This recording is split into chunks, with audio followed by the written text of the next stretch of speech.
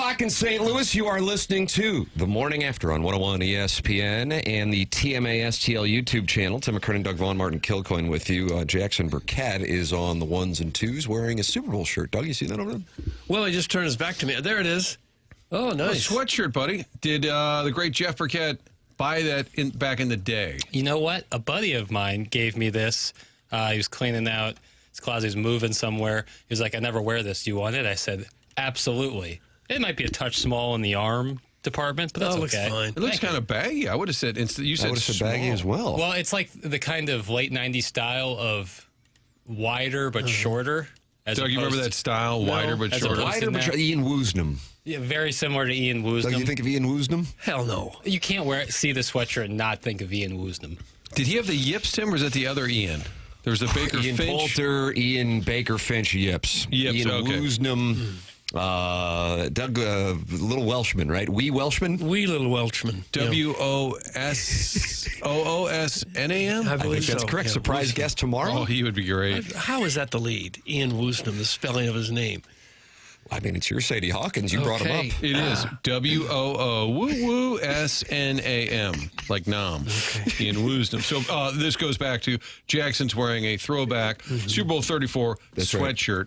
And go ahead, Jax, with your description of the era of fashion. Yeah, a little like shorter but wider. Shorter but wider. Boxier. You're calling people from the 90s the fats. No, I just think that was kind of in style. Kirk could probably speak more to that. He was. Oh! I was going to say, That was it was a generation thing. I heard shorter and wider, and my head perked up. I'm like, Yeah, I mean, this guy's sharpshooting you, Chairman. What do you think about that? I am's what I am's, you know. But wasn't that a little bit of the late '90s style? Was kind of a boxier shirt. Women were raging for short, heavy men. I've seen some pictures I'm not proud of where I had two, I would call it pastel-colored polos, both collars popped.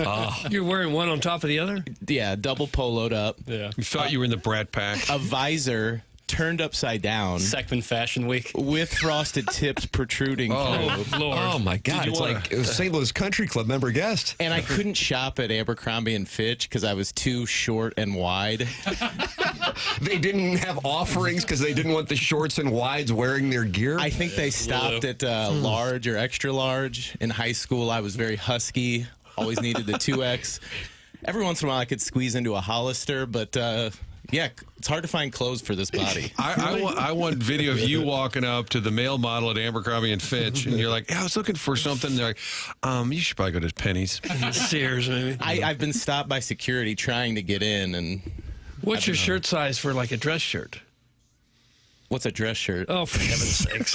Your neck probably be what? I got you at about 15 and a half, 32. Oh, over. Really? I'm 15 What and a number half. did you just say? Oh, is that right? All He day said 15 and a half. Oh, God, maybe when I was 11. Oh, sorry. I guess I don't know my shirt sizes. I actually, if I have like a low carb kind of 3 or 4 day span, I think I can get into a 17 and a half. But if it's like today, I'd probably need an 18. You can send in your neck sizes to the Air Comfort Service text inbox at 314-399-9646. Air Comfort Service text inbox. They are waiting for us and active already in the Michelob Ultra YouTube chat. Tundra Randy just asked if Mizzou has formally offered Josh Schertz the job yet. Jackson, is there any news on that? Not that I've seen, but I'll keep monitoring. We'll keep monitoring that. There is a troll account, beware. I'm not going to say the name, but it came up last week I with... had never heard of it. You sent it to us yesterday, and I didn't know if that was a parody account. So this is troll like a account. real. It is real, and it's a troll. No. Well, somebody's pretending to be a real journalist, I think.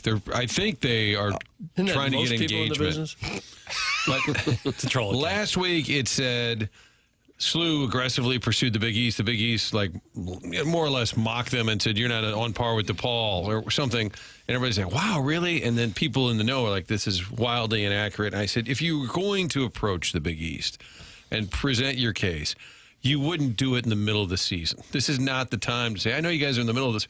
Why don't we talk? That one was shot down to me by people who would know. Yeah. And then yesterday, the same account said SLU has already resigned to the fact that they won't be keeping Schertz. They cannot afford him, blah, blah. And then I go out into the news set, and Mandy Murphy said, hey, I hear that Schertz is getting this huge offer elsewhere. I said, oh, my God. That's brutal. I said, don't pay any attention.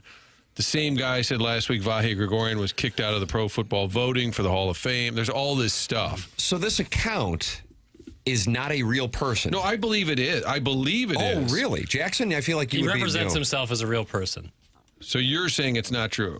He's a troll. Right, but I think he's a guy who's just putting it out there for engagement. Yeah, 100%. I think his name But the might be... picture of the gentleman is actually who he is? I have no idea. That we don't know. I have no idea. But anyway, there's a lot of crap No, flying it around. honestly looks like an AI generated pic. Like his profile picture looks AI generated. And what's the tell?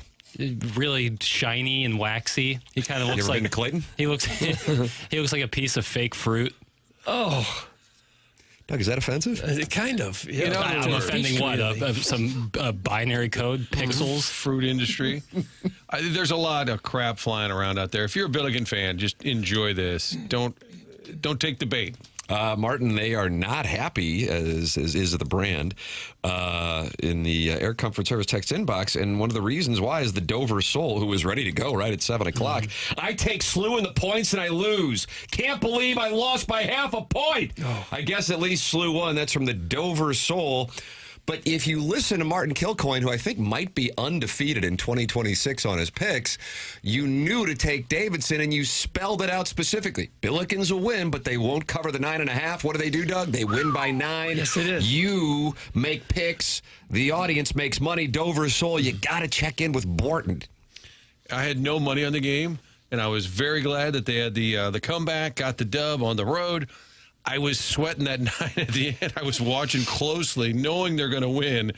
And I had, other than a mention to Tim during our FanDuel conversation, Yes. I didn't have any, what do you guys call it, sweat in the game? Yeah, sweat. I didn't have money. any sweat, but I was kind of sweating it out. I wanted to be right, and there they were. I respect that. How about that? I do. I respect the passion, especially when there's no cash involved. So it was optimal. I really loved Davidson in that game. I was texting with a friend of the program, height shamer, Troy Robertson, as his son had to go to the Cameron Indoor Arena of grade school basketball last night, Doug, at St. Gabriel's. Were they informed before the game that they had been beaten? Boy, I'm telling you, man, you got to lawyer up. Okay. Cal Kennedy's coming for you. All right. And I said, I'm a little worried about this one. But part of it was Robbie Avila and his health. And then you look at the first half and you go, oh, yeah, he's not right. Wasn't playing well, wasn't scoring. Couldn't shoot. And couldn't shoot. Yeah. And then the offense goes through him. But I thought there was an astute observation by the broadcast team on CBS Sports last night. The Davidson was only up by 5, and they had played about as well as they possibly could. And in addition to that, right before the half, St. Louis University goes on an 8-0 run to give themselves some momentum and only trail by 5 going into the half. And that was absolutely huge. They were down by 13 with like a minute 20 left in the half, and they go into the locker room down by 5. Yeah, that was huge because you could feel the game getting away from them. But that little mini comeback at the end of the half, they were down by 5. I think Davidson probably felt defeated. Only being Yeah, up by because they 5. could have been down by 15 the way things were going earlier. But Brady Dunlop really saved him. He had some incredible shots there at the end. Felt like the Bonaventure was the Sharma game, and then Dayton was the Trey Green game, where if you're only passively following the team, you're like, who's this Ishan Sharma? Yeah. Oh, wow, he's pretty good. Then you watch the Dayton game, like, this Trey Green, he can shoot. I mean- and then you watch, let's say, well, I didn't know this Dunlap kid. Oh, he was at St. John's. He's probably pretty good. Didn't play against George Washington because of illness, and then he came in against Dayton, and he just didn't look right and played a handful of minutes. It's somebody different every night. Yeah, I mean, I think there was a point last night on the floor when Dunlap was just on fire, where on the floor it was Brady Dunlap, Trey Green, Ishan Sharma, Robbie Avila, and I think Kamari McCautry. And so 4 of those 5 you have to be absolutely glued to on the perimeter. It's just incredibly hard to defend. And then that allows for McCautry, or if Thames is in. I actually think Thames was in at the time. Like, now you just have a pretty wide open lane to go one-on-one with guys because they can't leave the shooters. That's why they're 22-1. Yeah. Because one guy doesn't have it, but 2 or 3 others might on any given night. Even Kellen Thames, he only had 5 points, didn't play much, 13 minutes. Well, it really wasn't much of a factor. And yet they still go on the road, and on a night where they didn't have it all together for half the game anyway, come away with a W. Hey, guys, I've really missed you. I haven't been able to listen for a while now. Tell me, who did SLU beat this time? Was it the freshman team from Chaminade? And that's from the Huntley Hot Wife Hunter. And Doug, there are people who are waiting and wanting this Billiken team to lose in Huntley. Why would you want that? Huntley Hot Wife Hunter, call in. Callier and Thompson phone lines, 314-974-0101. We're in the Healthcare Evolution, 7 o'clock hour. They're online at healthcare-evolution.com. And one of our sponsors for spring training broadcasts coming up in less than 2 weeks. 2 weeks, sure. Okay. Maybe if you're a hardcore Mizzou fan and you're frustrated by what you see there, so you don't want the Billikens to be too good, that's all I could think Don't of. put that. Don't put that out there. Don't slap it on. Don't put that Mizzou out at all. there. So you think the Huntley Hot Wife Hunter could be in Columbia? Could be a Mizzou fan, a little jealous of what the Billikens have got going. Jackson's going to come over there. Who again. else would care? Who else would root against the Billikens? I don't ask me, but don't just assume Missouri Tiger fans. Well, I can't think of That's anyone presumptuous. else. I can't think of anyone else that would actively root against them. People who just love to hate. You ever been on the internet? That's all it is. I haven't been Hey, pal, on you there ever been yet. on the internet? That sounds like an insult from 2008. Yeah, it's true. What's wrong? It's a damn shame that it stays true 20 years later. I was concerned first. I'm like, you're just giving up too many points. I mean, you got to make some stops. They gave up 46 first half points, and I'm guessing in that locker room, Schertz was probably going nuts just about the defense. So I was that game in the first half reminded me of one of the more famous games in college basketball in the area in 2025. Would anybody like to take a guess of what I was thinking? This is when I do obscure guessing games with no hints outside of it took place in 2025 and it was local. All right. Took place in 2025 and it was local. Involved a local team. All right, Tim's weird brain. It's going to be like a Blues playoff game or something. Ooh, nice guess, though. It was a college basketball game. Stanford game? No, Missouri-Drake. Jackson's forgotten that game. He's blocked it out. That's it. Eternal Sunshine of the Spotless Mind? More memento. I have to write notes on what happened on my arm. Doug's confused. You ever seen Memento? I'm a step I away. haven't. Good stuff. I'm a step away from doing that. I scribble so many notes. Yeah, you are. That it was just a case of you're going, okay, it's just their night. You know, Right. I mean, they were just throwing crap up. And I remember sitting there in Wichita, wonderful spring break trip for my son, especially when you drive there. Oh, wonderful. Beautiful drive. Oh, it's so good. And who is the guy? Sturtz? For Drake? Bennett Sturtz. Bennett Sturtz, now at Iowa. Yeah. Was just throwing crap up, and he's a great player, don't get me wrong, but he's banking in three. It was just kind of one of those things you're going, okay, these are going to happen. You don't want them to happen in the tournament if it's your team. And they're going to happen, and that's why it's so difficult to go through a season undefeated. And in addition, you know, Robbie Avalos not his normal self, so this sucks. It's the way it is. They're just not going to be able to come back from another double-digit deficit, this time on the road in back-to-back weeks. But alas, they, in Davidson's case, regressed to the mean. As I said, the broadcasters right before the half, right at the start of the second half, actually said Davidson's only up 5, and they played about as well as they possibly could. And on the other side of things, St. Louis University got its act together, and then you saw what wound up happening. The Billikens wind up winning by 9, and in addition, by the way, score 50 points in the second half, whereas Davidson only got 36. Yeah, it felt like they didn't play very well offensively and still scored 91. Yeah. I mean, Could've had Robbie 100 if Avalo they- was 1 for 8 on his threes. Clearly, he was probably a little bit off, under the weather, able to play. But I think as a coach, we said this after Duquesne, you love winning games like this because you're going to have some adversity. Maybe in the conference tournament, maybe if you're lucky enough in the NCAA, maybe your first-round game is a real battle and you're down 5, up 5, whatever. Like, I just think you need to win some different type of games. You can't just blow everybody out. I was a little nervous. They made their run a touch early, and we're going to let Davidson in, but they did a good job of stifling that. If you live in St. Louis and root for Mizzou, don't you have to root for SLU? That's from Dickie O from Cedar Hill. I just think you can root for both. I do. Yeah. Yeah, I absolutely do. Most. I think a lot of people in St. Louis do. Yeah. And I would actually say I would agree with you, Doug. I think it's probably the majority of people. They don't really overlap. They're not in the same conference. Yeah. I don't know what's in it for you to root against them. I guess you can be indifferent. I understand that, but you would think you'd want to see both teams have success. Doug, I got SLU at -7.5 when they were down.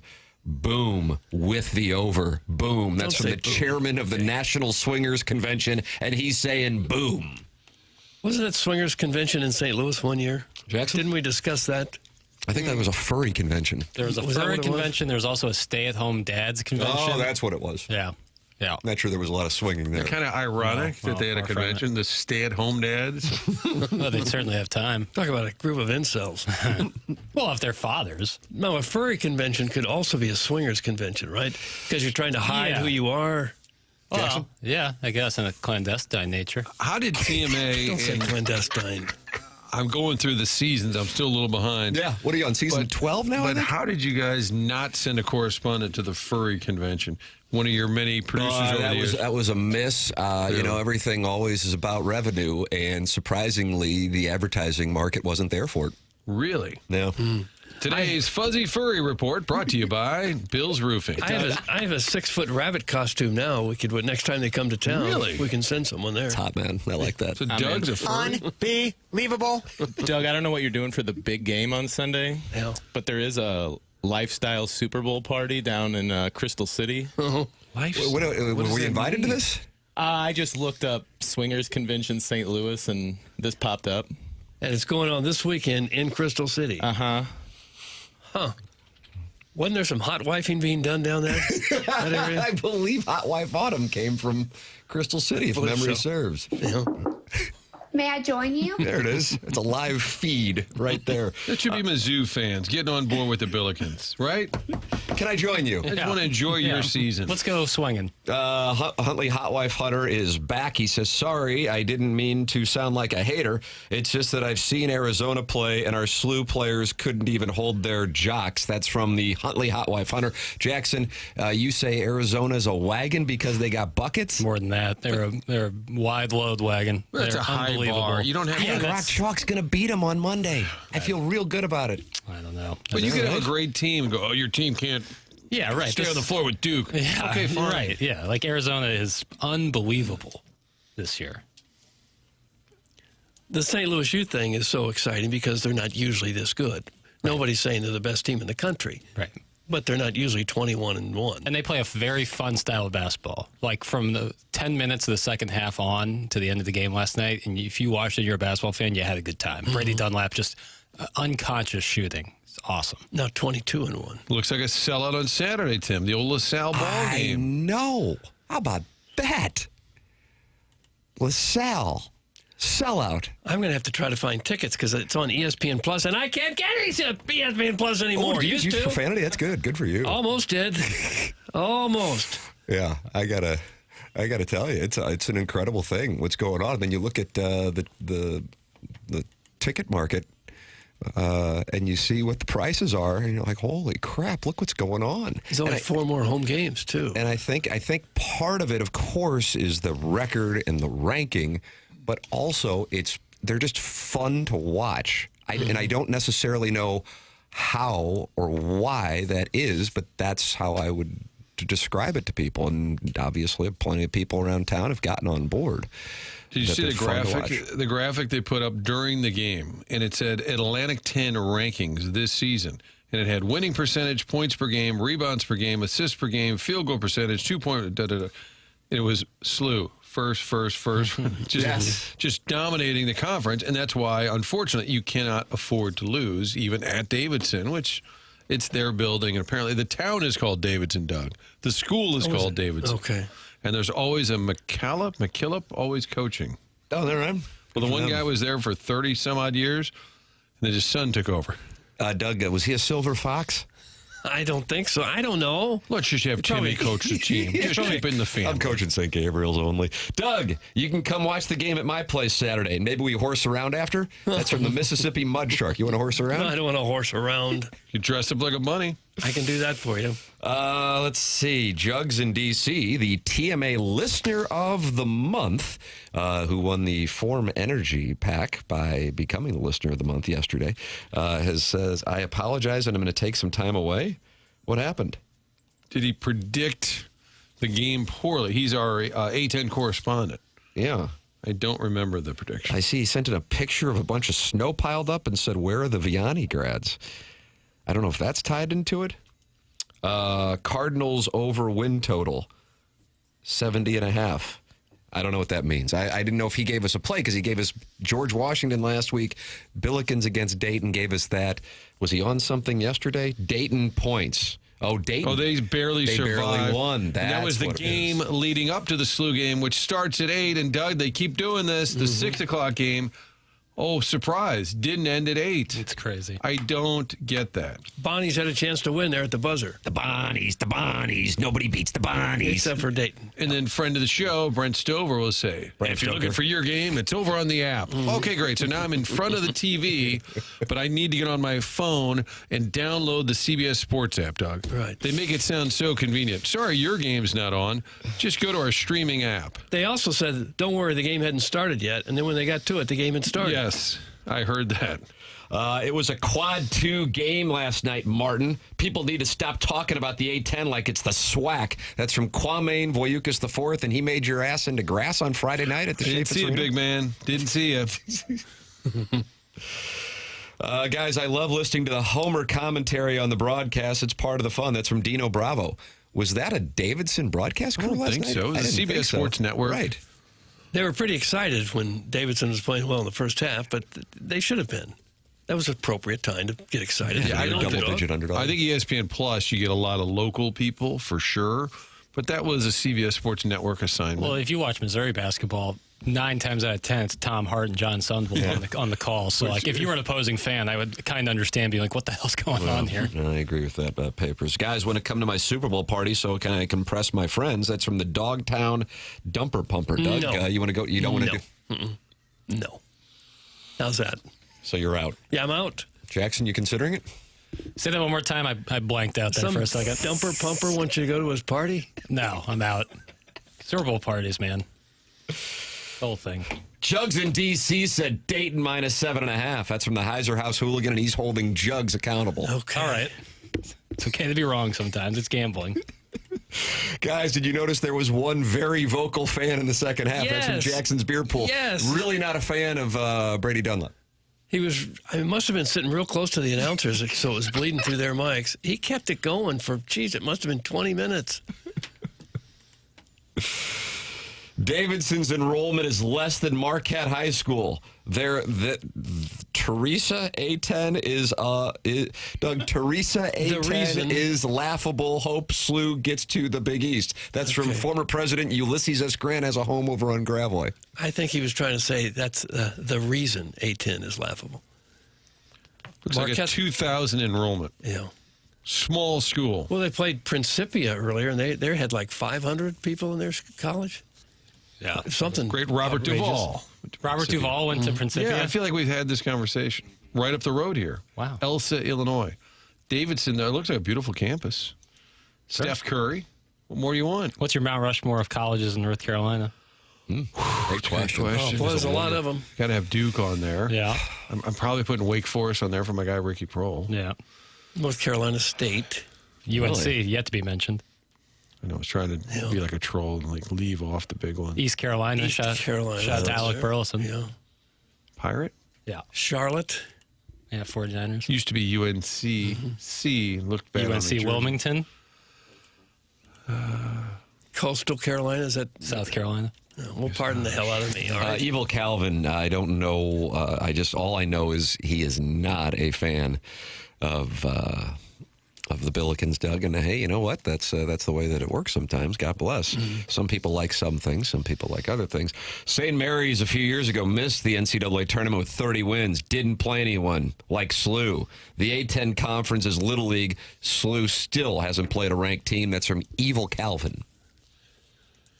Okay. It does suck if you're a good team and your conference is down. It's not your fault if these other schools are having bad years. But we've all said it. I'd say at this point it's getting exhausting. Yes, they should go to the Big East. Is it going to happen? Who knows? Would they love that? Absolutely. A10's a little bit down this year. Historically, it's been a decent basketball conference. It's going to be hard if you're SLU, if you lose any games along the way. We know that. Does that mean that every game they win is just meaningless? No. Have some fun. Jesus. Their Ken Palm, Doug. Have you looked at the Ken Palm this morning? No. For the record, ILL is number 5, Ken Palm. And they get a chance to take on Northwestern this evening. The Billikens are at 24 in the Ken Palm. Anybody want to guess who is next in the Ken Palm? George Mason. Good guess, but no. Is Is this trumpet noise? A10? You like that French? That's a French horn. A10 only, Ken A10 Palm? only. VCU? That's correct. And they got a win last night. They had to battle for. A10 is VCU at 49. George Mason, who you guessed, Doug, is 76th in the Ken Palm. At Dayton is at 90 after they got the Bonnies last night. And that'll wrap it up for top 100 teams in the Ken Palm from the Atlantic 10. The guy said St. Mary's missed the tournament a few years ago. They've made the tournament every year over the last 4 years. I was thinking that. So Evil Calvin was not correct? I don't know what year he's necessarily referring to, but they've made the tournament in 22, 23, or I'm sorry, 23, 24, 25. Evil Calvin, go drink a jug of bleach. Slew's the real deal, loser. That's from Katie Woo's There you go. burner. Get him. Go get him. I got Illinois at plus 2,000. Suck it. That's from the stay-at-home Sajay Daddy. Was he at the convention? Jackson? He's Unsure. home. Really trying to dig on the St. Mary's thing. 2018, they were 30-6 and infamously were snubbed from the tournament. Thank you, Chairman. You got it, buddy. 2018. Ramsey was on his game last night on the call when the dude was chirping. He said, "Oh, that's Bush League. That's no good." I almost wrecked my car laughing so hard. That's from the 314. It was one guy who really just didn't like Brady Dunlap. Yeah. Can the security people in the building do something about that? Just one guy yelling? I suppose you can't, really, huh? Probably. If you're obnoxious, if your voice is going out over the broadcast. because they can ask you to stop. That's probably the. Yeah, well, what if he starts cursing? Yeah. That starts to go out. Yeah. Guys, what's happened to St. Louis? We're in here talking about St. Bonaventure, Duquesne, William Woods, and Fontbonne. That's from Harrison's brother, Master, and he's just not enjoying the conversation. Fontbonne's no longer with us. Oh, baby! Maybe we should discuss that in the 8 o'clock hour. That's a 9 o'clock hour thing because JR is going to be with us on the polosplus.com Getting you dossier. ready. Dallas Stars, this is it. baby. This is it. Wonder what JR is going to do over the Olympic break. You think he's going to go to like St. Bart's? Maybe he should go to Italy and cover the Olympics. I think he'll probably end up at a QT in Herculaneum if I had to guess. That could be. I'm just guessing. Doug, that's where you got the pizza? It was not Herculaneum. It was a convenience store not so far from here. Boy, did I pay a price for that. I'm surprised you did Lesson that. I learned. am too. I'm surprised at myself and disgusted with For myself. the record, for those who weren't listening yesterday, Doug revealed he couldn't resist a pizza at a convenience store and nearly went on the vomit comment after having Some French fries and gravy, sir. Yeah, it was just so horrible. I learned a lesson that day. And just greasy as all get out. Oh, yeah, sure. Did you eat in your car? Yeah. Oh, it's the worst. And just kept eating. Ate the whole thing. I knew at the first bite, this is not something I should be eating. And then I immediately took the second, third, and fourth But is that bites. because you were thinking from a nutrition standpoint, or after you bit into it, you knew that it was poor quality? Both. of them. All that, yeah. You ever get a piece of convenience store pizza and finish it before you actually get out of the parking lot? No, can't say that I have done Done that that. with the grease missile before. Anyone texting in and throwing cold water on the Billikens in their success is 100% a salty Mizzou fan. That's from the 630. I would think. I I can't think of anyone else that has a rival with them anywhere close to here. Yeah. You think these aren't Duquesne fans? Doubtful. Infiltrating TMA. How many bridge jumpers will there be after the first round of the NCAA tournament? That's from the Warson Woods Wacko. Sounds like he's shortened the Billiken market. Well, that happens to half the teams that get into the NCAA tournament. Yep. That's some quick math, Doug. You're right. Half the it does. teams will lose. See, someone's going to lose. That is nice. Jeremy Rutherford will be taking your two-part questions coming up at 8:45 here on the program. And you can text in at 314-399-9646. You're also welcome to call in to our Callier and Thompson phone lines, 314-974-0101. And, of course, email in for our Design Air Heating and Cooling email the day, the morning after at InsideSTL.com. Design Air online at DesignAirService.com. Seth Goldcamp's going to be in studio tomorrow, handing the prize to Alan Dadeville, the $10,000 HVAC system that Alan Dadeville won by winning the Design Air Heating and Cooling emailer of the month. Design Air online at DesignAirService.com. Martin's a client, Doug's a client, and I'm a client. And they're the longest running sponsor on TMA going back more than a decade. Doug, look at this forecast on Sunday. Sunny, high of 52. On Monday, sunny, high of 61. How about that? That's great. How do you do? That'll get rid of all this snow, I would There you think. go. Today, it's only going to get up to 31, but it'll be higher than that every day in the forecast over the next 10 days. Design Air Heating and Cooling sponsor the email of the day online at DesignAirService.com. The program's called TMA. It's presented to you by Brown & Crouppen on 101 ESPN from the Stiefel Studios.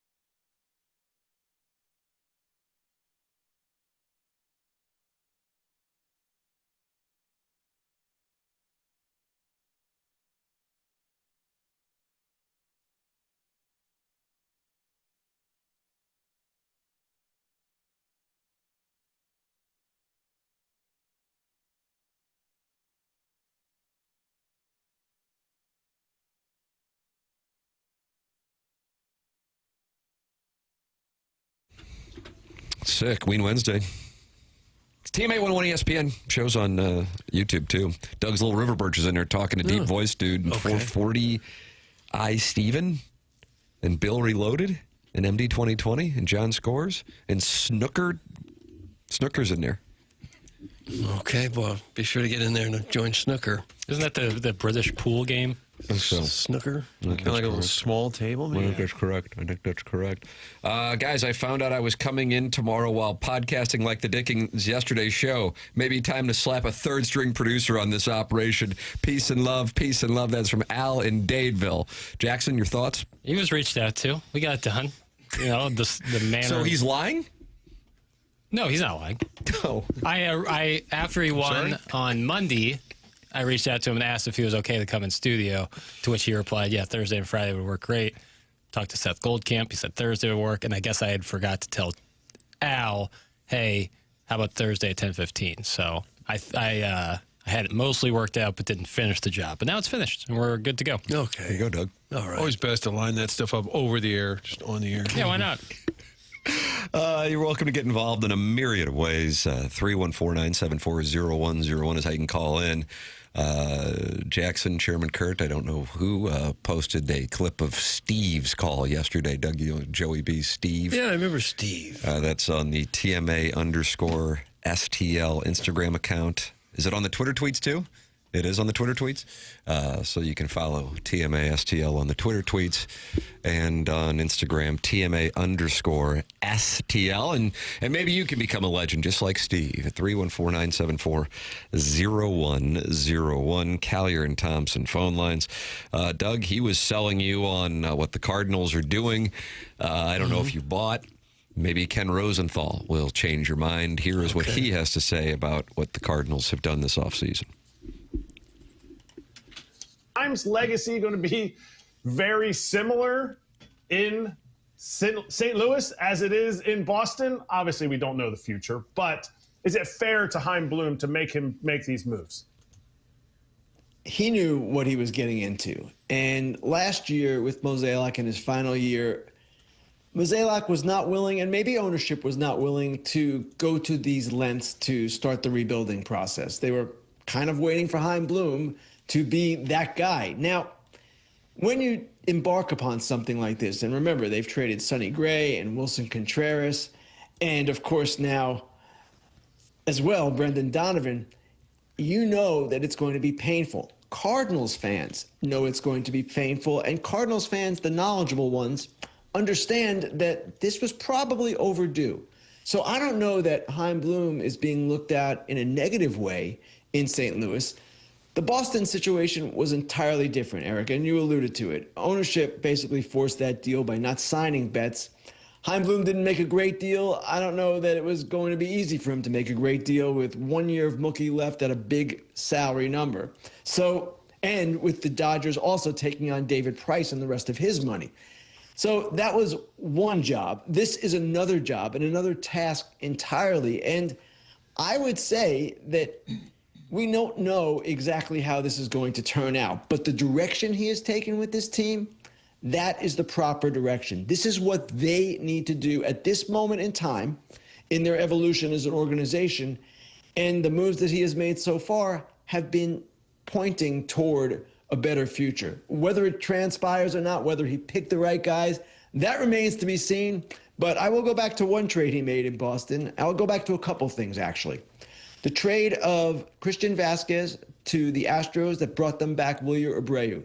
Pretty good trade. It was one that I actually criticized at the time. A lot of people did. Thought it was unnecessary. And then you look at some of the young players that they have in the big leagues right now. These were guys drafted under Chaim Bloom, developed under Chaim Bloom. So his legacy in Boston is not simply the Mookie Betts trade. It's a lot of what is going on there in a positive way right now.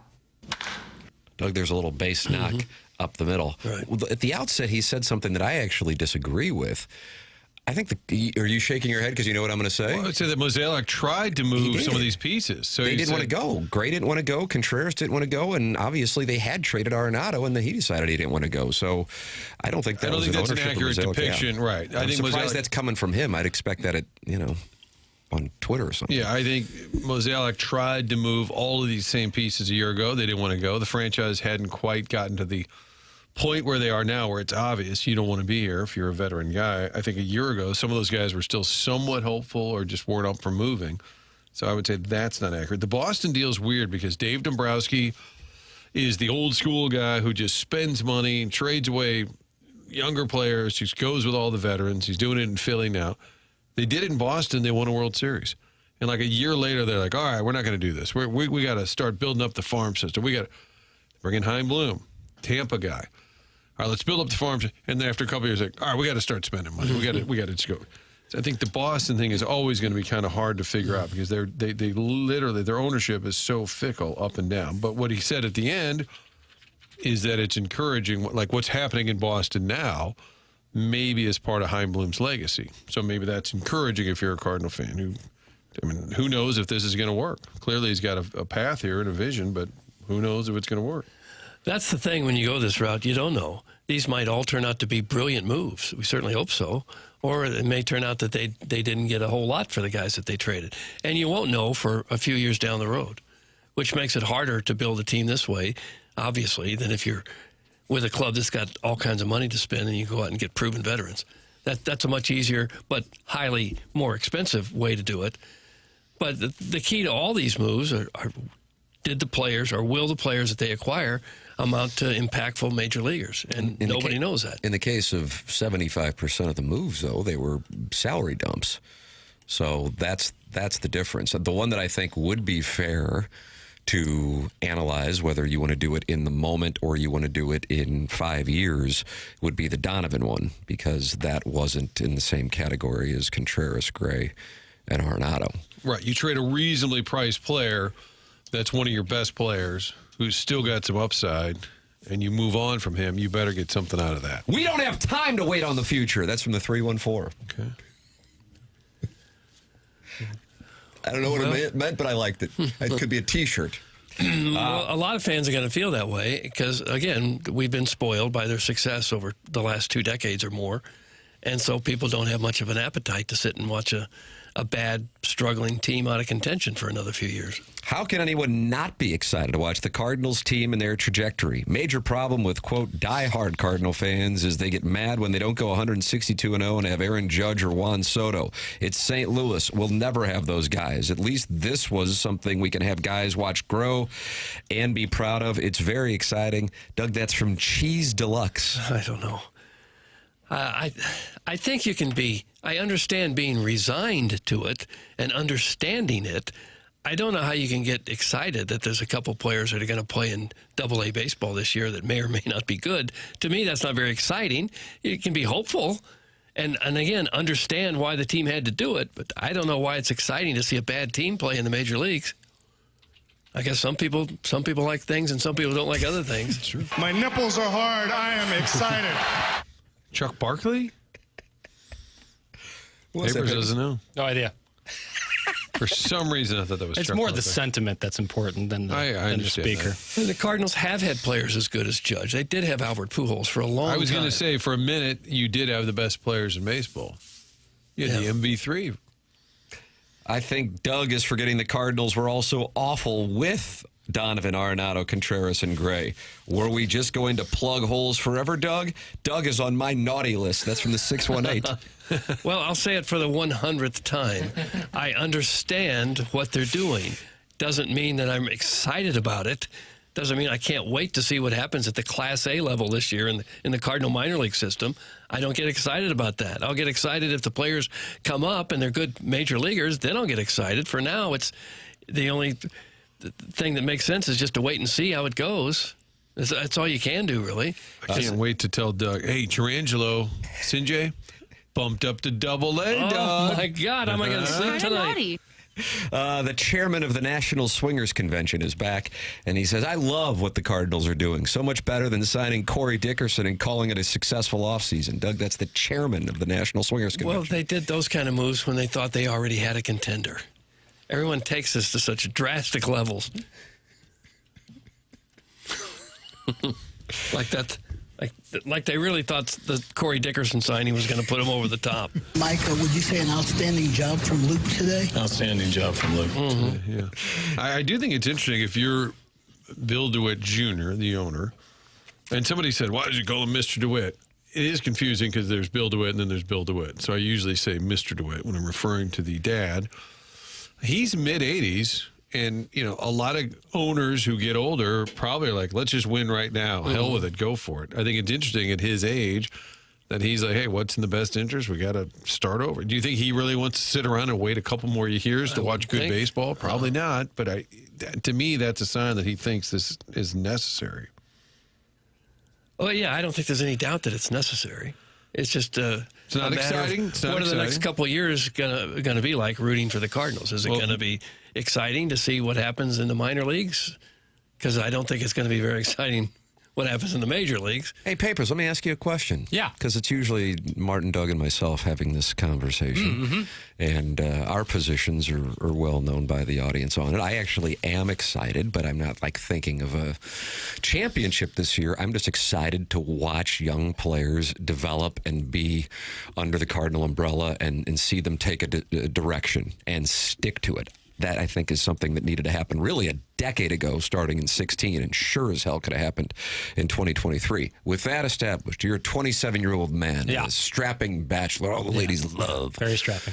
How are you viewing this upcoming season? I view it as like the unfortunate life cycle of baseball, especially in 2026, where it's like you either have to draft really, really well and get kind of lucky on a couple of trades that you get young players with some talent up that you're not paying a ton of money, or you have to pay this absorbent amount of money on a payroll to really make an impact and be competitive.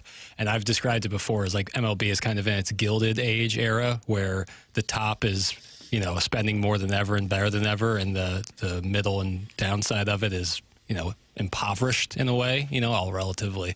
But I just think it's an unfortunate part of the life cycle is if you don't develop talent, which the Cardinals have not for decade, especially in the pitching area, and aren't willing to spend a crazy amount of money, not saying they don't spend money, but a crazy amount of money, then this is kind of what you're left with. And I'm pretty ambivalent about it because I think in 2027 we're going to see some major changes to the sport, to the overall sport. to the sport as a whole. So it's kind of like I get waiting and hoping that something will change with the rules where the Dodgers and Mets and Yankees can't spend this crazy amount of money.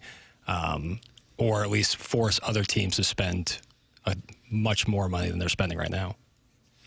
So Slightly related papers. I did just send you a clip of McKernan saying how college basketball is now like... I already sent him the clip. Oh, Good news. It's got to be in the system, right? the Cronin crew over here. Yeah, Oh, the my Cronin God. crew. He just can't stop. Yeah. But he compares After college... a 30-point win, he was not happy Yeah, last no night. good. They got Wutkas last night. One of the worst teams in the Power Five. But he compares college basketball to MLB with the disparity right now with the money, which is on point. Take a listen. This was Mick Cronin last night, Doug. His team won by 30. Not happy, though. I give Rutgers credit.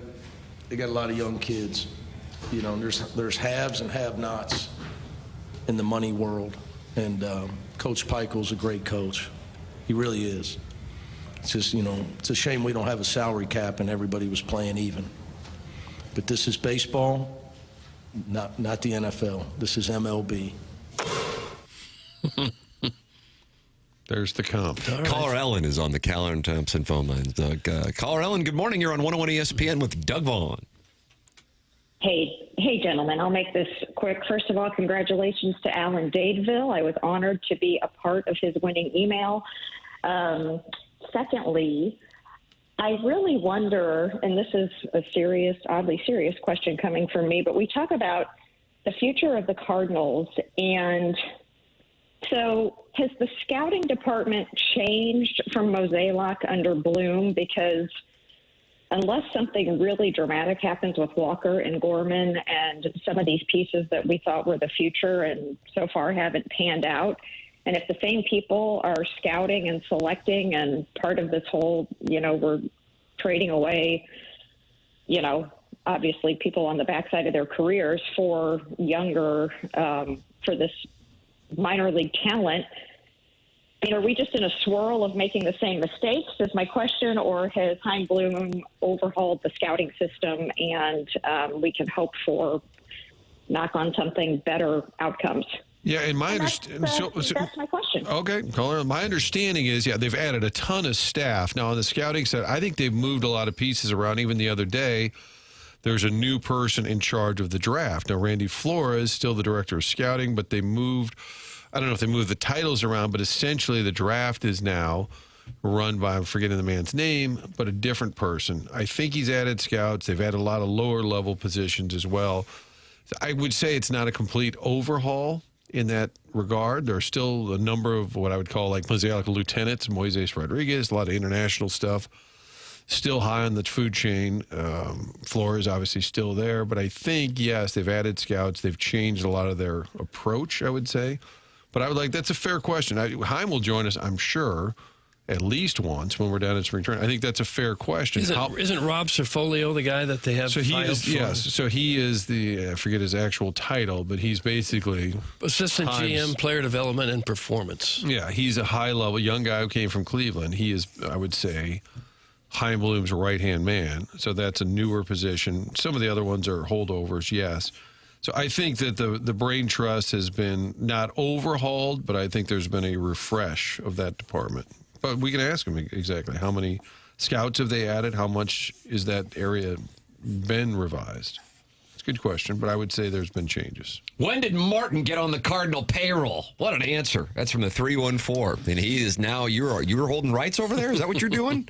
Because I'm answering the question with what I know to be true. Did I say go get your World Series tickets? Yeah, we'll get you a Cardinal hat for the rest of the show. No, there are carryovers from the Mozeliak staff. Well, I will say what's interesting is Chaim Bloom was Mr. DeWitt's choice, which, of course, he's the owner. But I think in the building there were others who thought others could be in charge. Could you give it to Flores? And he was wanting to go outside. But we'll find out directly. I don't know. Does that make me a rights holder? I think it does. It absolutely does. Because I told you what I know to be true. Let me ask the plowmaster this. Plowmaster. He'd have an answer. I love the fact that Strauss said the words plowmaster. Doug just simply cannot handle trading Brendan Donovan and Wilson Contreras, which will take us from a 73-win team to a 70-win team. Remove your dentures and take an oatmeal bath, you old prune. That's from little Tommy Tribbins. And he's a nice kid. He's a neighborhood kid. He's on a tricycle right out front. He's not so nice. He's an angry hornet this morning. I guess he is. I am tired. I will fight anyone who's against Mr. Martin. I don't even care. Thanks. And while we're here, #free perk. That's from Brian Henshin covering the Super Bowl in Santa Clara up early in the morning. I don't think he's out there. I'd like to see Brian Henshin start fighting people on behalf of Martin. He's not the largest gentleman I've ever met in my life. You're welcome to get involved in the program. 314-974-0101. Callier and Thompson phone lines. Caller Ellen did so. Jeremy Rutherford will be participating in the presentation on the polosplus.com dossier. He's going to be in studio at 8:45. We'll have the design, air, heating, and cooling email today coming your way at 9:45. And we welcome you to support the sponsors. That's the name of the game. That's why the show has been on for more than 2 decades in St. Louis. Support the sponsors. James Carlton is a longtime sponsor of this program. I'm a longtime client of James's, and now Jackson is as well. Jackson, how's your experience been here? You got, what, a week or two under your belt with James? 5 stars. 5 stars? Saving money. Going to possibly save more money with the Safe Driver discount. And I know that I have someone I can trust on the phone if I ever need something. It's just peace of mind and saving money. It's a great, you immediately responds. Yeah, it really is. You should really save even more since your dad drives you to work. That should be a discount. I agree. I wonder if they have something in the office for that. Yeah, the silver spoon clause. Yeah, see if James can start promoting the questionnaire for new insurance. Does your dad ever take you to work so you don't have to drive? Yeah, that'd be nice. See if they have that policy when you call 314-961-4800 to go online at carltoninsurance.net. It's James Carlton. If your insurance costs a leg and an arm, call James Carlton, State Farm. Tim McKernan, Doug Vaughn, Martin Kilcoyne with you on the program. Jackie Papers on the ones and twos. Chairman Kurt filtering the emails and the phone calls. This is the Morning After, presented to you by Brown & Crouppen on 101 ESPN.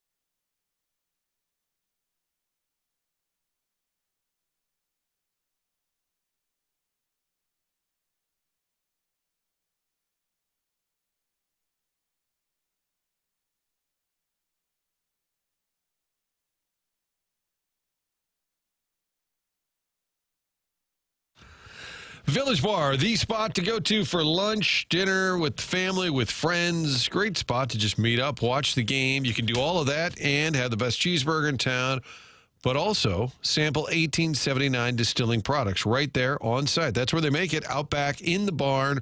Beautiful old barn. It's home to 1879 Distilling. Saturdays is when they do the tastings, noon to 5, right there in the tasting room, which is connected to the Village Bar. What a really cool spot, too. Beautiful bar, little gift shop in there. Noon to 5 on Saturdays. Some listeners have been texting in their pictures when they've sampled the flight of bourbon. They make Red Barn vodka, 1879 rye. Go to their website, find out their history, all of the different products that are available, and the awards they've been winning throughout the region over the last couple of years. So there is a difference when you taste 1879 Distilling. Stop by Village Bar, lunch, dinner, happy hour, watching the game, hanging with friends, and make sure you ask for 1879 right out back inside the barn. 1879 Distilling, St. Louis, Missouri.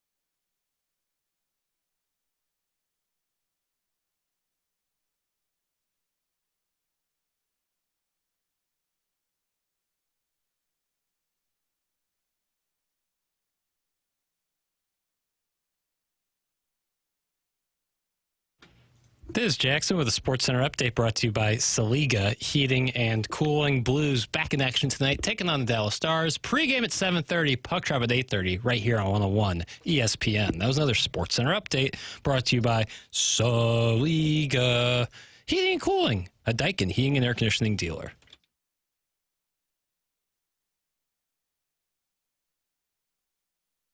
Well, the boys have docked their pontoons and are headed back to camp. And their expectations this year are quite damp. But lo and behold, who may our savior be? Whether Holt Libertor or maybe McGreevy. Nolan Gorman got his eye back, but then lost it again. If he can pop it back in, will the Birds start to win? Herrera is a beast, so maybe he is the man that can run around them bases just like old Stan. Sick. Sick. Yes, this year could be a long one for the players and fans, but I'll keep on watching just to see the plan. When you bleed cardinal red, it's a blessing and a curse. Sometimes a parade, sometimes a hearse. If it's a bummer of a year, please do not fear. The year could be long, but we always have beer. Yeah, let's drown those sorrows because we always have beer. Like how the backup singers. Boy, they were good. Is that brand new? Is that a hot off the press? Hot off the presses. Rogers and Hammertoe. Boy, this Rogers and Hammertoe. If he ever Unbelievable. applied to be the listener of the month, I think he would win that Form Energy listener of the month. Weaving in the sick and running around stands, but just weaving a lot of themes. That's standing work once again. As it said McGreevy, I'm like, we got to play this for McGreevy. He'll love it. And then get out before it kind of insults Nolan Gorman. The program is called The Morning After. Tip of the cap to Rogers and Hammertoe, who sends in these beats. He gets a band together. He is the vocalist. As I understand it, he writes the He does, the and then he lyrics, gets together with a AI band. Takes it from there. Oh, I don't think that's AI. You think that's Harry Connick Jr. singing that? Rogers and Hammertoe, beautiful voice. Is that baritone? Is that baritone? Maybe, yeah. We are in the Stiefel Studios. The show is on 101 ESPN and the TMA STL YouTube channel, where they're in there talking about it. Speaking of beer, Michelob Ultra is the sponsor of the YouTube chat. Subscribe to the TMA STL YouTube channel. Doug, we were hoping to get to 6,500 subscribers this week. Well, we're already there. Oh, nice. We're already there. And, Martin, I don't know what's going on. This is not the brand, but there is kindness and positivity going on in the Air Comfort Service text inbox? For the song, I would think, right? No, for us. Really? Thanks for reading my text, Tim. Much appreciated. Have a good day, my friends. Oh. Doug, that's from Cheese Deluxe. Okay, cheese. And then, how about this? I'm not going to lie, boys. When you all first took over, I was skeptical and thought the show was terrible. But then I actually started to listen, and now it's my favorite show on the radio. Doug, that's from the Work From Home Kirkwood dad. Oh, no fool. How about that? Okay. I agree. I thought it was terrible, too. Yeah, you're in season 12. I think season 14 is when we start to hit our stride. Well, people like to see a train wreck. Yeah. Well, welcome. You can watch it on youtube.com/TMASTL. And Martin, that's where we get into the Barrett Media top 20 rankings for the markets that aren't in the top markets. Doug, we're getting our flowers. Are we really? Doug, you knew it, and I know it was something that you were concerned about, but we were edged out by Mac and Bone. Oh, no. In Charlotte. They got us. Yeah. They are number 3, but we are number 4. We're number 4. So we made the Mount Rushmore. We made the Mount Rushmore. Okay, last one in. Yep. Okay. Did you say that's the Roosevelt? Is this done on ratings or just one man's opinion? Or Steve Sparky Pfeiffer. Sparky Pfeiffer we has caught a Pfeiffer. say? Yep. So Jason Barrett, former program director here and at 590, has a media company, Barrett correct. Media, top 20 mid-market sports radio morning shows. And Tim, you like that Cole Kubelik? I do. I am a Cole Kubelik lemming. I am a huge fan of his. I'm kind of surprised that's a local show. It's Greg McElroy, who calls games with Sean McDonough.